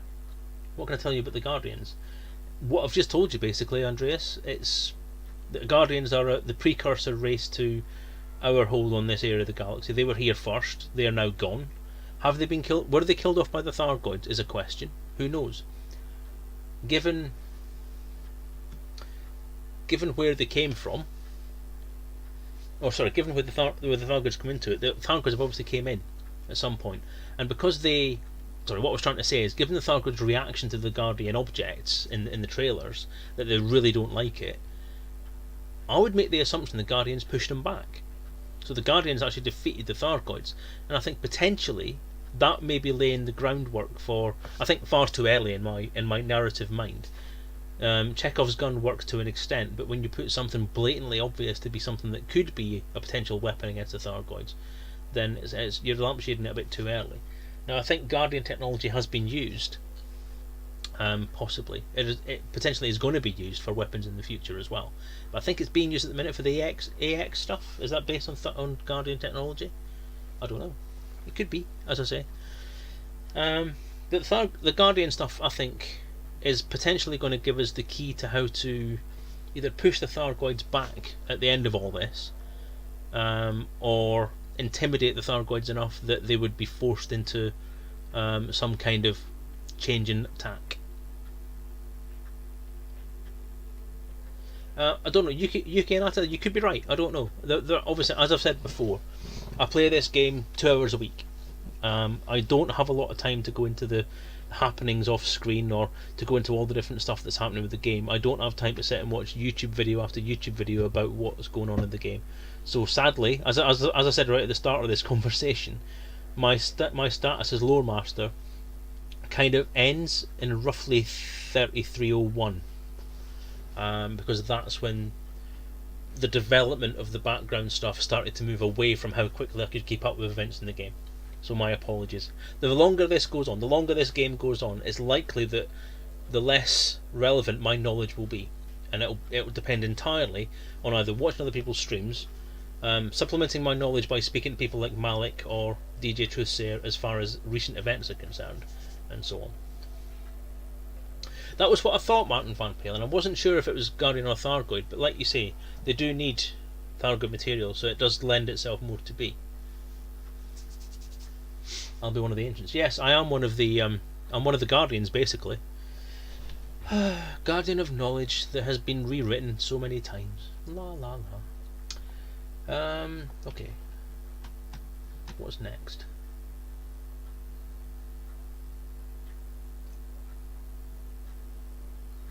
Sirius Corp is great, also 1,000 year history. One of the biggest Yep, indeed, yep. I've told you about the Guardians as much as I can. Meta Drive. Yeah, the Meta Drive stuff. If you remember, Sirius was responsible for the Highliner Antares disaster. And some of the lore that I've seen actually states that the Meta Drive, sorry, the drive for that could potentially be the precursor, or at least an evolutionary step towards the drive that we've got now. There was also, as listed in the INRA description, there was an experiment with a single pilot ship, which was very similar, and that was the original attempt to get this to work. So that was phase 1. It failed. They then developed it a bit more, thought they'd got it right, and then the Highliner Antares was fitted with the experimental version of what they thought was going to be the final drive. It also failed, and I think the Highliner Antares is out there somewhere to find, to be honest. And then obviously phase 3 is where they actually got it to work, and we've now got the frameshift drive we have now. So there you go. Recon Construction. After reading the latest book, what are thoughts regarding their role? Considering the necessity for a permit to access the system, seems odd you need a permit. That's a tricky one. The Recon Construction aspect is something that I've not really kept up with, and I've heard the name being bandied about a few times in lore as well as during the background development, and there wasn't a lot in there about what they could do. But one of the things that is being asked is about how things are developed, how things are built, and how things are researched. Recon Construction. I'm not sure about what you mean by the latest book either, whether you mean Premonition. But again, anything in Premonition, in terms of relevance to the plot line going forward, apart from the Thargoid stuff, is questionable. I don't know. I think Recon, being again one of the bigger corporations, will be involved in quite a lot of stuff like building bases. So it may be that Recon Construction were involved with INRA, or even with maybe some of the Aegis stuff going forward, where they're building facilities for things that really people shouldn't know anything about. So Recon may be under a non-disclosure agreement with Federation or Empire, or both, in terms of certain facilities. So potentially Recon Construction may have built the INRA facilities. So they may know more about what the INRA facilities were all about than anybody else does, but they're not allowed to say, and as such are held under a bit of a dark agreement in there somewhere. So I think potentially their management and their structure could be very, very closely tied in some of the darker elements of Elite's universe, but I don't know for certain, because like I say, I've not tied anything that was in Premonition with what's going to happen going forward. I should really reread it to try and get some idea where it was going. But there's a lot of stuff in there that Drew has put in there essentially as links into the game rather than ongoing plot points. And this is the thing about fiction tied into a developing universe or developing game scenario, where you have got potentially different things that could happen. That has the writer put that in there to satisfy his own curiosity or satisfy his own need for a plot line, blah blah blah. Recon is in the coal, assisting with the war. Yeah, well, they're possibly involved with constructing new facilities then, in the same kind of idea that if they've been involved constructing older facilities that have been questionable in nature, if they are in the coal systems or in the Pleiades putting together these bases for the forward advancement or for the forward investigation of Thargoid stuff, then they could be in possession of technologies that are potentially alien in origin as well. So they're perhaps using that idea to try and sort stuff out. To try and not sort stuff out, but to try and improve survivability in those areas. Raxla was mentioned in the Dark Wheel novella with the original Elite as being a destination or a sought-out legend for elite pilots. Darkqueel were legend chasers, or are legend chasers, the myth hunters, if you like. And Raxxla was the biggest myth of them all, the golden fleece of myths. A mythical place that essentially bestowed not ultimate power, but ridiculous power. Some say it was a gateway, or it is a gateway to other universes, or there is the location of an artifact of great power and potential to help the human race or anybody else. No one has defined exactly what it is. Some say it's a portal, some say it's a facility, some say it's an ancient, perhaps even Guardian location where there's loads of stuff to be found. But at the moment, no one knows where it is. Frontier have said that Raxxla is in the game somewhere, but then they said that about generation ships way back when, didn't he? So Mr. Braben himself said that to people that, oh yeah, there's Rob Holdstock said it in the book that there's generation ships, and people started looking for them all over the place and could never find them because they weren't there. But it has been said that Raxxla's in the game. So where? Who knows? It could be one of these places that's sealed off. Maybe that's what's hidden in the coal sector. Maybe that's actually what's there, and maybe that's what this whole thing's about. Maybe that's why the Thargoids want so badly to get into this part of the galaxy, because they know that Raxxla is the place to be. Is Raxxla perhaps a Guardian facility? Is it maybe the last vestige of the Guardians? Is it the place where the Guardians actually went to when they disappeared from our part of the galaxy? If so, why can't we travel there? Why is it that it's banned and you need a permit? But that's it. You know, it's not locked off because of the Guardians themselves, but it's been locked off by permits from governments in our part of the galaxy, which lends me more to say it's a facility and that there's something there that's important, rather than being an actual place where people are. Is this in the game or multiplayer is in No Man's Land in eh? Ah, right. Commander Ravanta Black, thank you for the follow. Well, lots of follows tonight. So yeah, if we find Raxxla, bad things may be unlocked. I would agree. I think if we find Raxxla, it's going to push the plotline forward a fair amount. Whether it's a bad thing or a good thing, I don't know. Ah, right. You mean the it's in the game thing? I don't know. Honestly, I don't know. I would love to tip myself towards the idea that if it's in the game, it's in one of these obviously locked places where it cannot be found at the moment. Now, my main contender, if I'm going to be honest, my main contender for Raxxla is Lave 2. Because Lave was one planet, one sun. It was an old world. It was the definitive old world, right? And the definitive description of the old world section of the galaxy in the canon lore is that Lave had one planet and one sun. One star, sorry. Now there's Lave 2. So all the other stuff that's there, like the asteroid belt and the other station, that's all permissible, right? But you've got this new planet that's also permit locked. So what's that about? Why is that being changed so significantly when we've included so many other things from the game? I know that Listi and Diesel and all the other ones are also thingy, and I know that the Frontier way of saying it is that, oh well, that was restrictions of the game at the time. This is what things really look like. But that was a significant part of what made Elite, and a significant part of what made that part of the galaxy unique, was that the reason it was so heavily checked out and significant was that it was a very unique part of the galaxy where you only had one planet and one star, and they carried that through all the way through Frontier and First Encounters.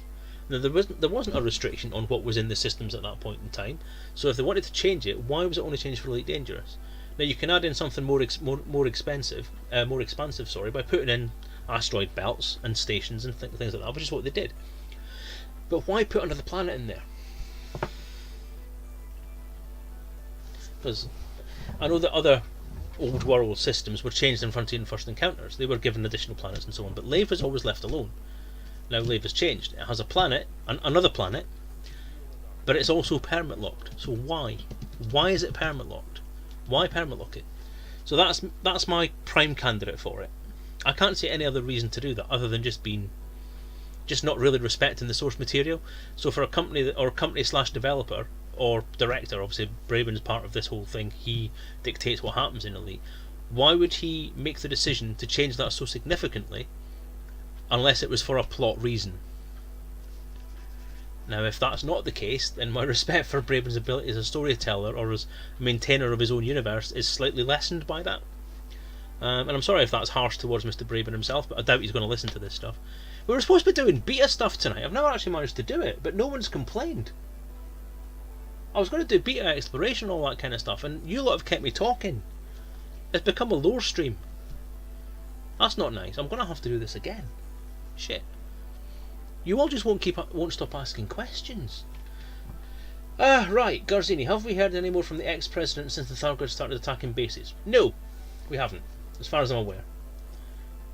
Simple answer to that one, that didn't take a lot. Question you have to ask is, how did they get the technology?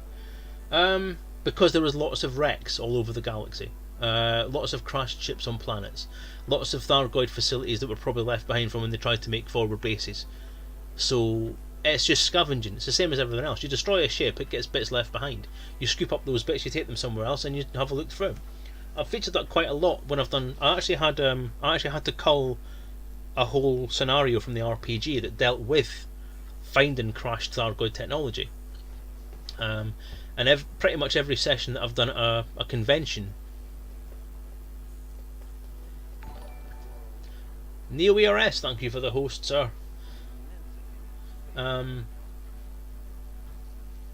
Yeah, so the scenarios I've done at RPGs have involved being caught in a facility where a Thargoid ship has been researched, and that people are actually using the technology on their own people.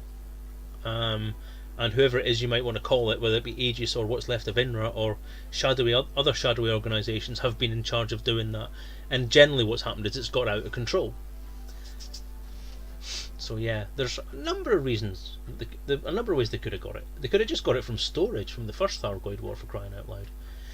I thought the Guardians killed themselves in civil war. Some of their clans split off and so behind. So, I'm not sure. As I say, I've not really followed the Guardian plot much, because that was around the time where I was trying to get really deep into the RPG and get it finished. So I am needing to catch up on the Guardian stuff.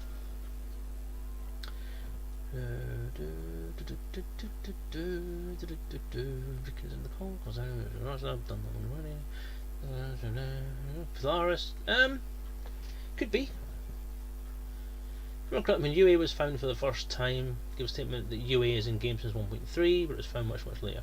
Yeah, see, they said that quite a lot about stuff, that things were there, and it's potentially true. I'm not going to argue with that because I don't honestly know. It's potentially true, but the situation we've got is that it's a big universe, and it obviously takes some time to explore the right bits of it. And it may have taken a little bit of a prod from someone somewhere, to point them in the right direction. Now, if I remember rightly, around about 1.3, some of the community team was actually spending some time online, in the game, on Facebook, making little comments. Now, I've got a funny feeling that what that was doing was potentially directing people to the right place. Because I remember something being said somewhere that there might be something worth looking for in the Pleiades area. Now, that was something that was said at one point in the development. I'm not sure when it was, but it could have been around about the same time. I don't know.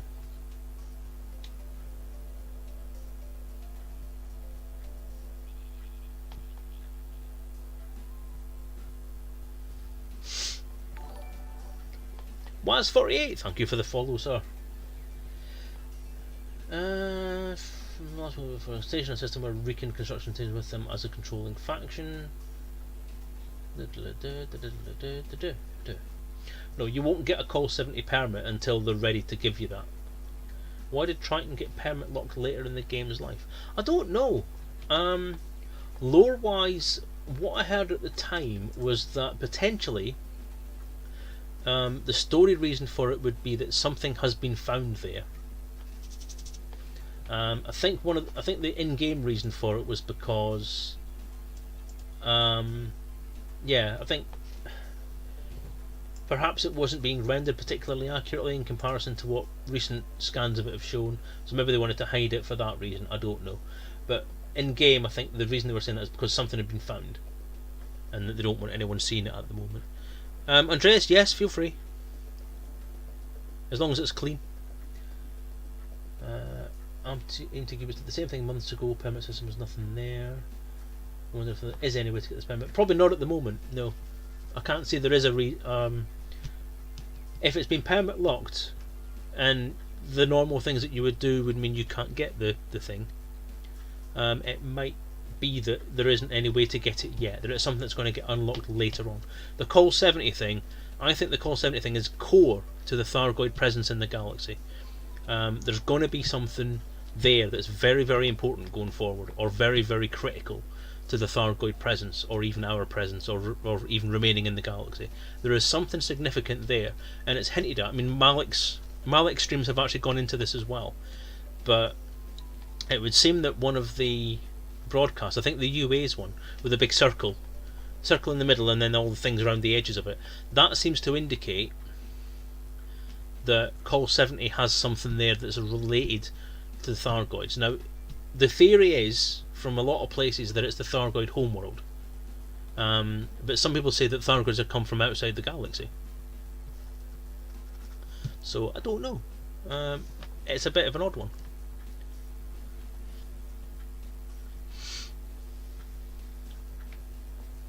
You have a nice photo. Oh, thank you. That's very nice of you.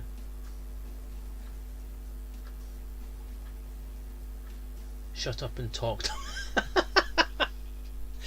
Oh, come on! I'm worried because Frontier actually mentioned this stream on their list of beta streams tonight, and I'm a bit worried that essentially there's going to be people. There's like 180 people here earlier, and it's now 73, and I'm a bit worried that basically what's happening is people are coming here expecting to hear about beta stuff and aren't hearing beta stuff. And if somebody from Frontier comes in and hears me yabbing on a bit lower, they're going to say, "Oh, that's not a very good beta stream, is it?"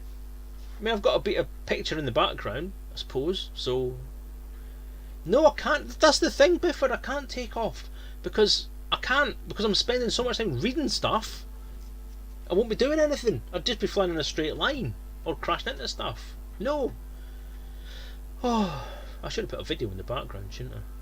I'll tell you what I could do. Hang on. There we go. Why don't I do that then? I'll take Dave Cam picture off though. There we go. At least something's moving. Should have done that earlier. Right. So yeah. Oh well. Thank you for that, other buttons. That is nice to hear. What about the new security permit systems found in the beta? Again, I don't know about that yet. As I say, I think there's other stuff down that you've gone into a bit further on that, but I've not read that as of yet. Because I've got one screen over here. Actually, I'm going to put Dave Cam back on so you can see what I'm pointing at and stuff. But I'll make it smaller, so you don't have to look at my ugly face the entire time. There it is. There.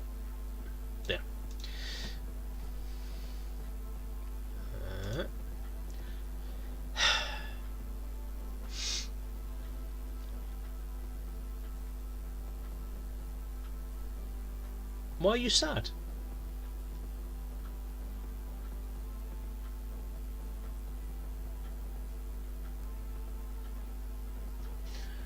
Right, so that's not washing, it's clean.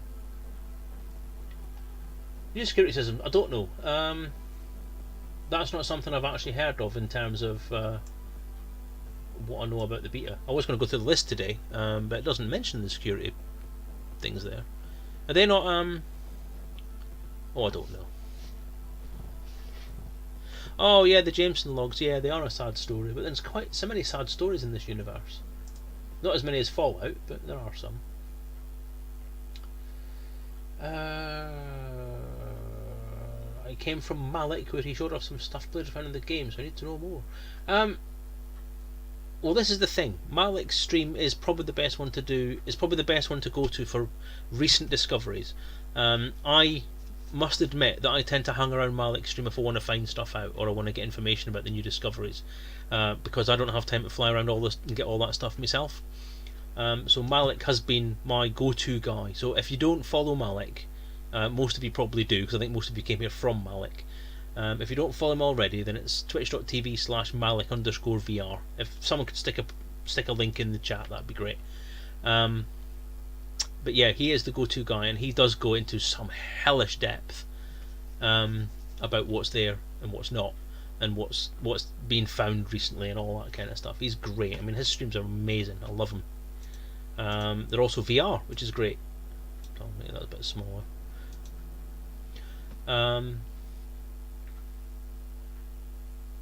So I don't, honestly, as I say, that as I've said before, the lore tends to get a little bit away from me the newer it is, and I'll catch up with it in a couple of months' time or something like that, and then it'll obviously be all out of date again. So, I'll go for again. It's fine. Allied factions. That's all you chat amongst yourself, which is good. Was Edmund Mann around during the first Thargoid War?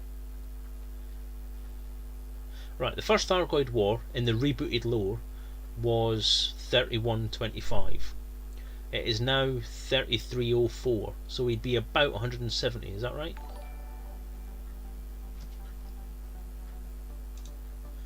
Was 48. Thank you for the host. So what's that? SL notifications.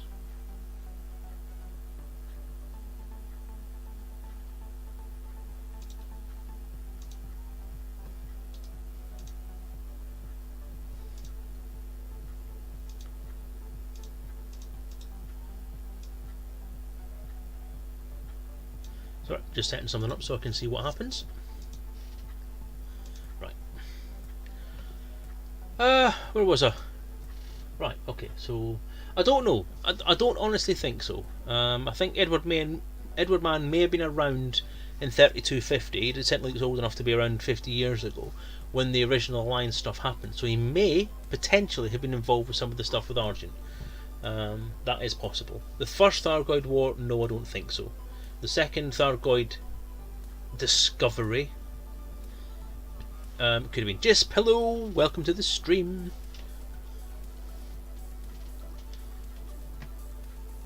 Right. Good to know what it will do regardless of it might trigger something later. Okay, fair enough. Andreas Forkbeer's link. Let's have a look at that.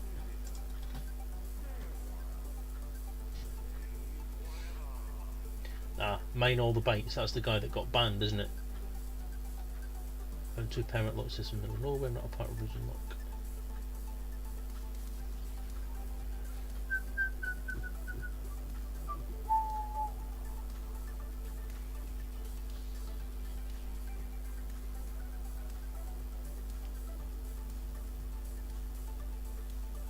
Okay, given that there's a potential issue with the way that was found, given the guy's name, yeah, the user was banned because he posted data mined information on Reddit. So I'm not going to go into that conversation because that's dodgy stuff. Yeah, but it does highlight that there is a new thing there. There is something worth exploring out there, and it's worth having a look. But that's it. Interesting. There's a Raxla section mentioned in the alien. What's the alien worlds? Go into the system map and look at the shiny new textures. No.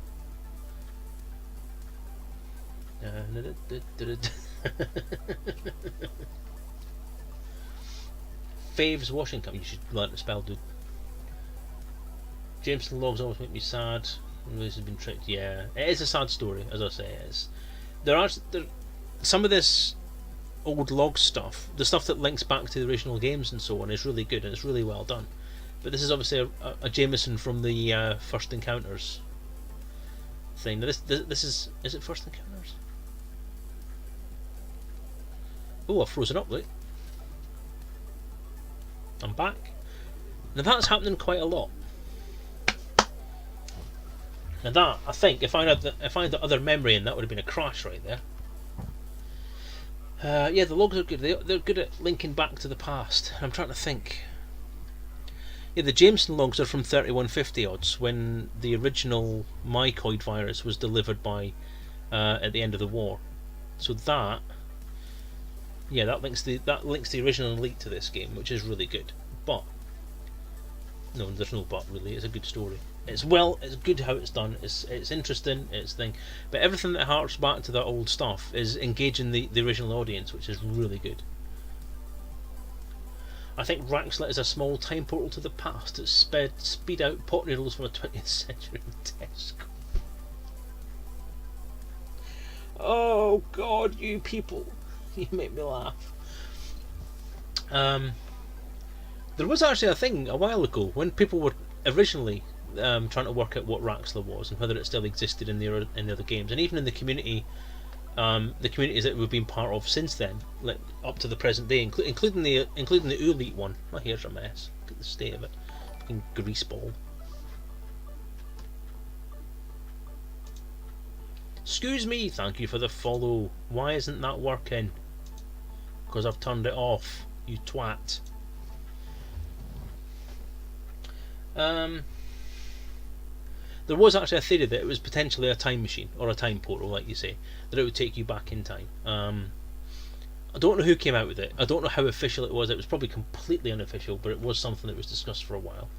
I think a couple of fanfics dealt with it being that, and I think I don't like time travel, and as far as I'm concerned, time travel doesn't exist in any of my fan fiction or writings or anything like that.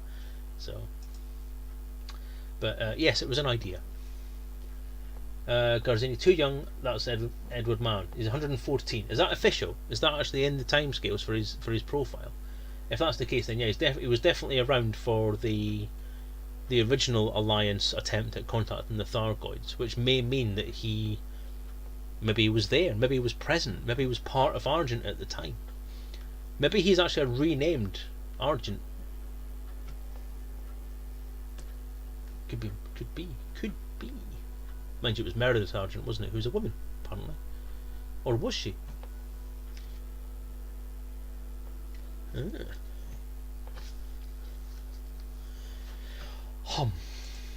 It's the same writer as the Dark Wheel.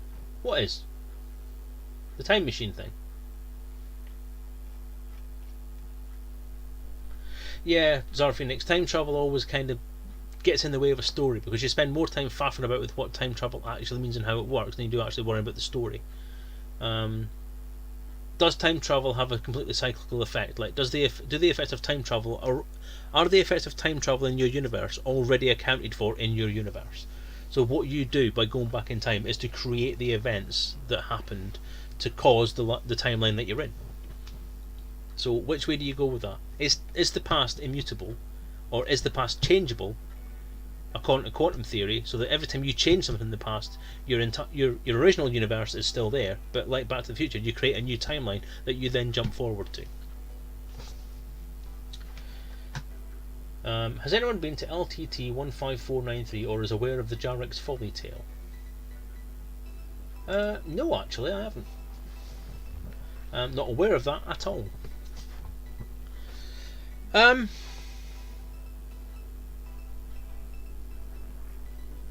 Zemina Torval was born in 3177, so she's 137 years old. Really? Joe, they always said that people over 120 years old would be rare. To have one of them looking the way that she looks to be 137 is quite an achievement. So even she isn't old enough to have been around in the first Thargoid War. So Edward Mann is 127. Still not old enough. He needs to be 170 to have been around at the fall of Galcop. So, yeah. So there we go. We've gone through the entirety of lore. If that's all of the lore questions answered, don't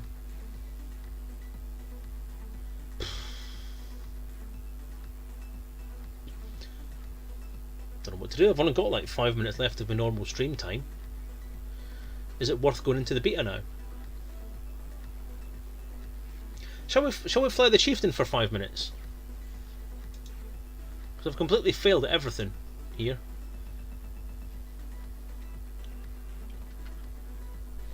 If anybody has any more questions, feel free to ask them. But I'm just going to fly around for 5 minutes.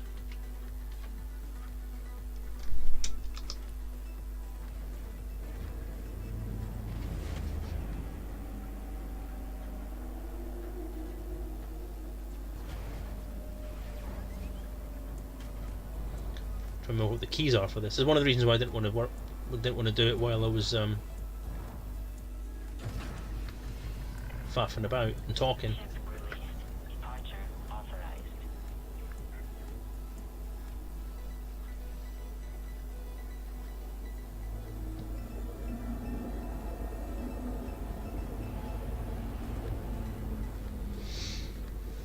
Himune or Himun, hi there.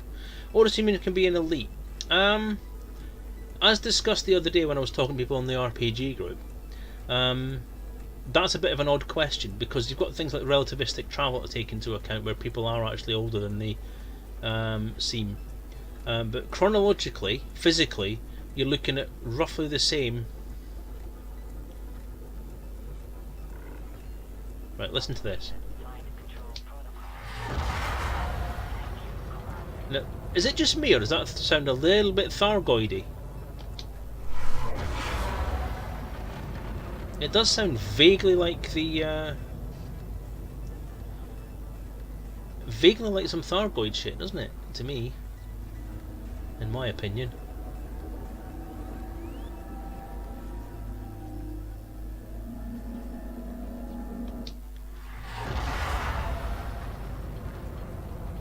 Now listen to this.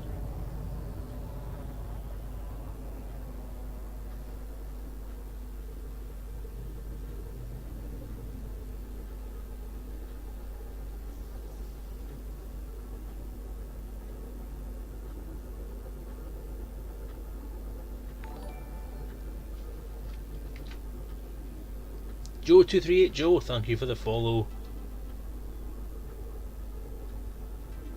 Now there's a very different sound to that engine noise, even just the default noise, not even the boost.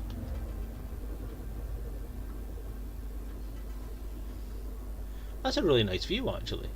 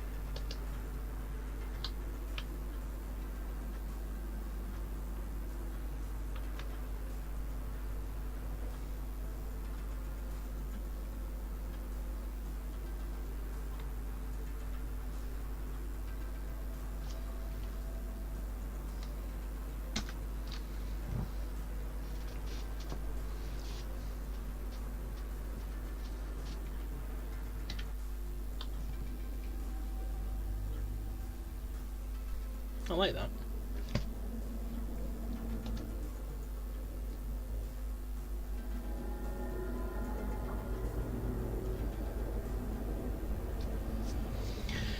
Yeah, so the sound of this ship's engines are very different to all the other Lakon ships that we've heard, and very, I think they sound very Thargoid-like.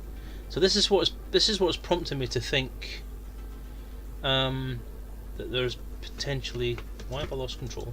Oh, there we go. There's potentially something going on. Oh, that's why. No, I'm not going to install the Game Ready driver now. That is a bad idea. Can I just leave that till later? Thank you very much. Is Chieftain engineered? No, this one is not engineered, no. This is just stock. I haven't done anything about engineering. I am trying to engineer it, but I can't find the bits and pieces that I need. So whatever those things are that this guy needs to muck about your engines, I can't find anywhere so far. This is why I've found several USSs that have Thargoids in them, is because I keep trying to go into the USSs and find wreckage to find the bits and pieces I need. I can't remember the resource at the moment, so no.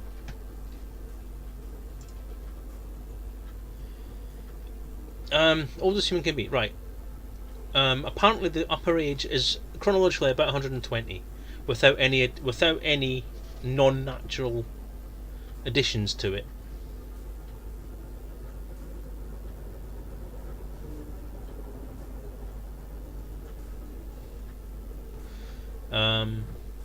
You can go as high as you like with modifications or with relativistic travel or anything like that, but naturally it's 120. Now, as was discussed, although life extension only goes to a certain level before the body actually starts to break down, the useful parts of that life can be a lot longer.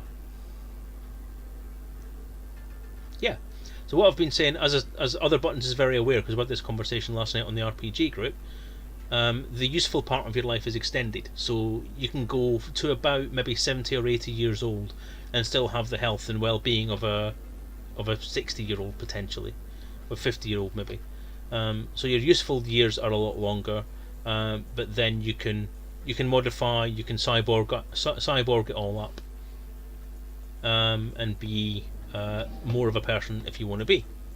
You also have relativistic travel that can extend your life artificially, so you'll still be the chronological age being different. Was that all?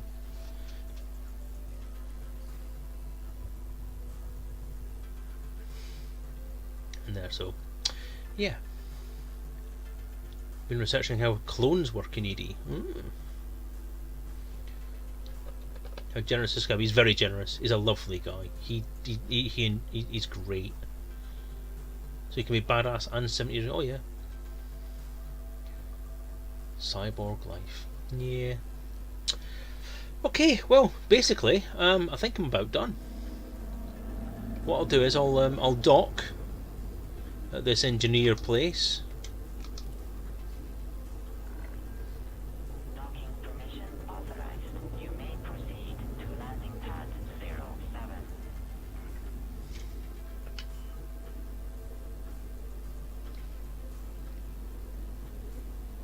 And then I'm going to call it a night for this evening, I think.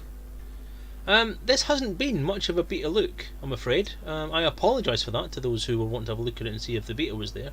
But what I'll do is, when I put this on YouTube, I'm not going to brand it as a beta than life. I'm going to brand it more as being a kind of lore stream than anything else, because I have failed in my mission.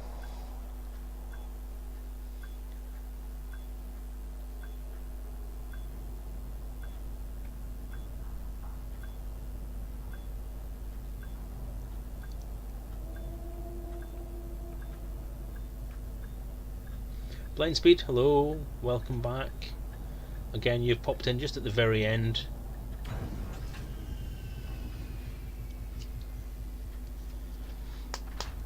Clones.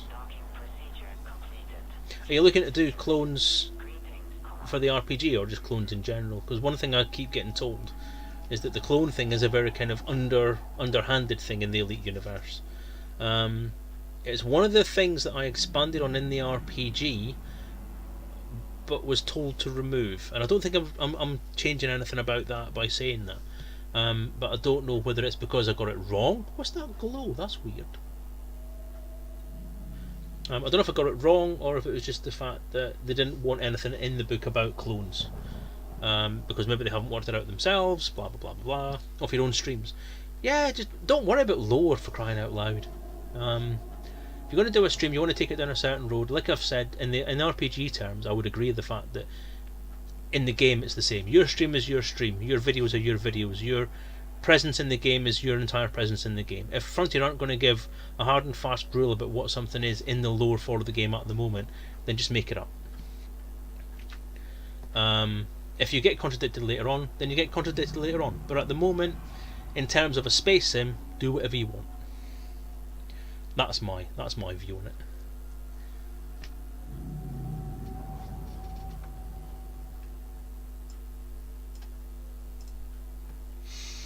Transferring 2 of my own personas into the ED universe for our streams. Yeah, do it. That sounds like fun. I'm interested to see that once you've done it. I think it'll come into it, but it's one of those things where I don't know, because where's it going to fit into the space sim genre? Even if we get space legs at some point, is there going to be a cloning thing represented there, or is it going to be something that's secret, or is it something that's going to be a story element later on? If it is going to be a story element, then the interesting thing about that is, are they going to be able to run multiple stories at the same time? Is the Thargoid story going to end at some point before the end of the 10-year plan, or is there going to be something else? I don't know. Cloning and genetic modification and all that kind of stuff is something that's kind of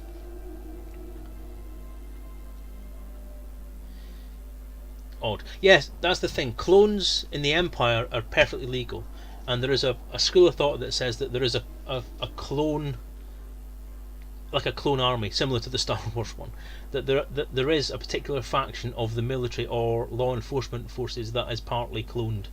And even the Emperor's personal guard could even be clones. Could the Emperor be cloned? Maybe that's why they don't want anything to be known about it. It's because the Emperor himself is a clone.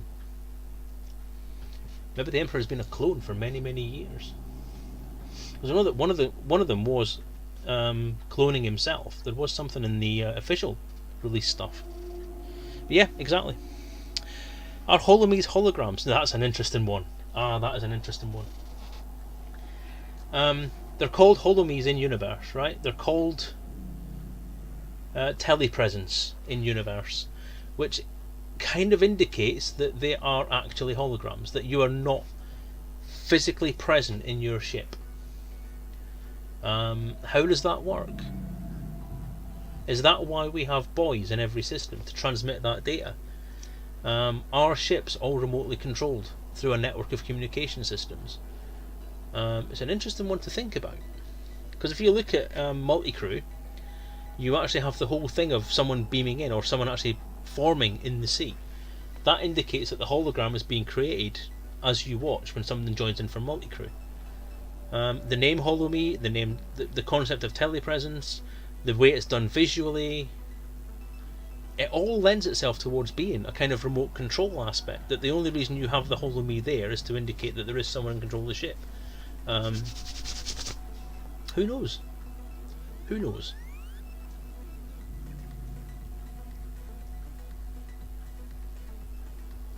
Yeah, I think the issue of the only thing that points against that is obviously in the game mechanic states that if the canopy breaches, you have X amount of time before you run out of air, which indicates there is a presence in there. Just to expand slightly on Whiskey Echoer's comment there, I would point out this is a game. That in terms of the game itself, your telepresence is you. So it's supposed to represent you. So the electronic representation of you as a player is the telepresence. So there you go. Just to get that clear, so you all know I'm not actually fucking crazy. But blah, blah, blah. Yeah, that's exactly it. The game mechanics themselves would state that you are a presence in your own ship, but the Holome description and the telepresence concepts are there as well. You also have, I think, in a sense, it's kind of skipping in both, because I think the intent is that you are present in your own ship, but if you are carrying fighters or carrying SRV, then you are controlling them through telepresence. You're controlling them through remote control. Otherwise, how could you justify the fact that when you blow up the SRV, you're then back in your ship? That doesn't make sense to me. This is why we can't transmit data, but instead you have to move it on your own black box from station to station. Ah, good point. That's a good point.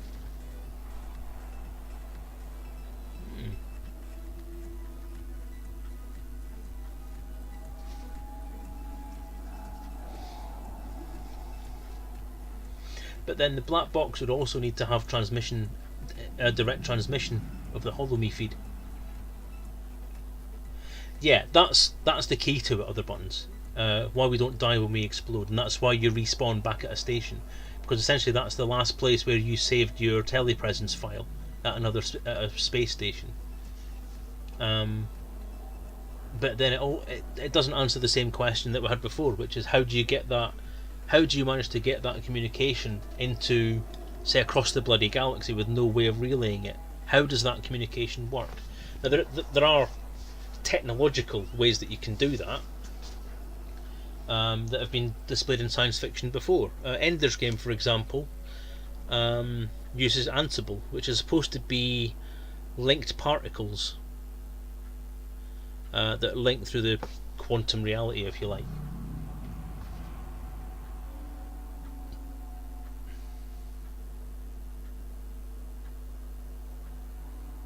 Go in your SRV and you target your ship, it says unmanned. Yeah, because it is unmanned, because at that point in time your telepresence is in the SRV, so technically it is unmanned.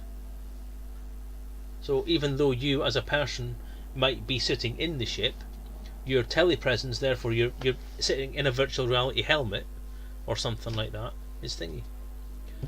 Occupied escape pods, again answered by the fact that it might not necessarily be the well, your physical bodies are sitting somewhere at home, controlling it through some kind of headset or virtual reality construct or whatever, or you're sitting in a station somewhere. That's the theory. As I say, it's not a complete theory. I would love to lend myself towards the fact that you are actually sitting in your ship, because it doesn't complicate matters. Your ship is your ship, you're in your ship, controlling your ship from the seat of your ship. That when you look down at yourself, like, that is you. That is you in the ship, right? That's what I want that's what I want it to be. I don't want this whole remote control thing. I would like it to be that when you are launching an SRV or launching a fighter, then it could be telepresence. I would like it to be, in a sense, to answer the question, I would like it to be laid down what you can actually do. That you could have an option that you would say, can I control my SRV manually, or can I control it through remote control? But if you're gonna, once we get space legs, then obviously that'll all be clarified. I don't know, but I would love it to just be you're in your ship, but you can opt to remote control it if you want to.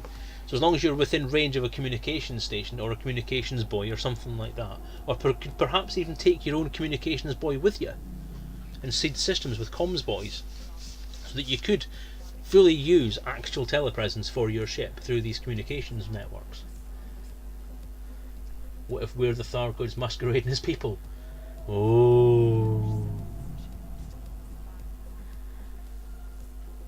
Now I'm fucked. That's it, mind blown. I can't do this anymore. I for one welcome our insectoid overlords. Just want to say that. So yeah. Yeah. That's me saying hello. We've been hologram for so long we've forgotten. Maybe that's what this is. Maybe this is just one entire simulation. Maybe this is maybe we are all sitting in a Thargoid laboratory somewhere, pretending to be, like someone mentioned the Matrix, pretending to be actual pilots in the human world, in order for them to learn about us so that they can actually overwhelm us, or so they can understand us and try to integrate amongst us. Oh, right, now we're going weird. The canon player group is part of the... Oh, definitely. Oh, they're well in there. And with holograms long forgotten, does it fucking whale in that ship? Yeah, it does. That's because it's one of these remote bases. I want it to be solid, makes the roleplay so much fun. Yeah, this is what I mean. The RPG is based around the fact that you are actually in your spaceship.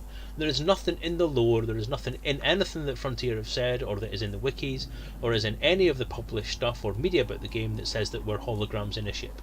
We are apparently all in our spaceships flying around in space. It's not fake. That's it. More than enough.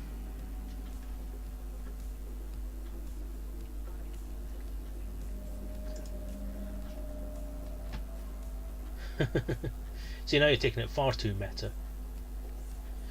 Right, on that note, I am going to call this a rest for tonight. Call this to a halt for tonight, sorry, I actually say that properly. This has been awesome. I've really enjoyed talking about lore. It has been a lot of fun. I hope you guys have enjoyed it and learned a lot. I apologise to those people who have maybe looked at this stream wanting to learn about the beta. That has completely gone off the wall. I do apologise. Yeah. Send me some messages on Twitch, or send me some messages through Twitter or Facebook or whatever. You'll get the addresses for that at the end of the stream. And let me know if you want me to do anything else. To Frontier, if they have watched this, then again, I do apologise for the fact that I completely went off track with the conversations, but you all know what I'm like about the lore. So I am glad we've had a lot of people around here asking about lore. It makes me feel very special to talk about this kind of stuff, and it makes me special to think that you guys value my opinion on stuff. Gets me the feels right there. Sorry, let's go up there. So yeah, I love doing this kind of stuff. If you enjoyed it and you want to come back and do it again, then by all means please do. This is one of the main reasons why I started streaming, is because people were asking me questions about stuff, and it's the interaction with you guys on the chat, especially about lore about this game, which I've been into for many years. And even if it's just me thinking about stuff or trying to come up with stuff that answers what's going on, it's what I've done for 20 years. And to be able to do it in front of an audience, it's why I do this shit. So thank you very much, guys. Take care of yourselves, and I'll see you on the flip side. That's the wrong bloody button. Close that one.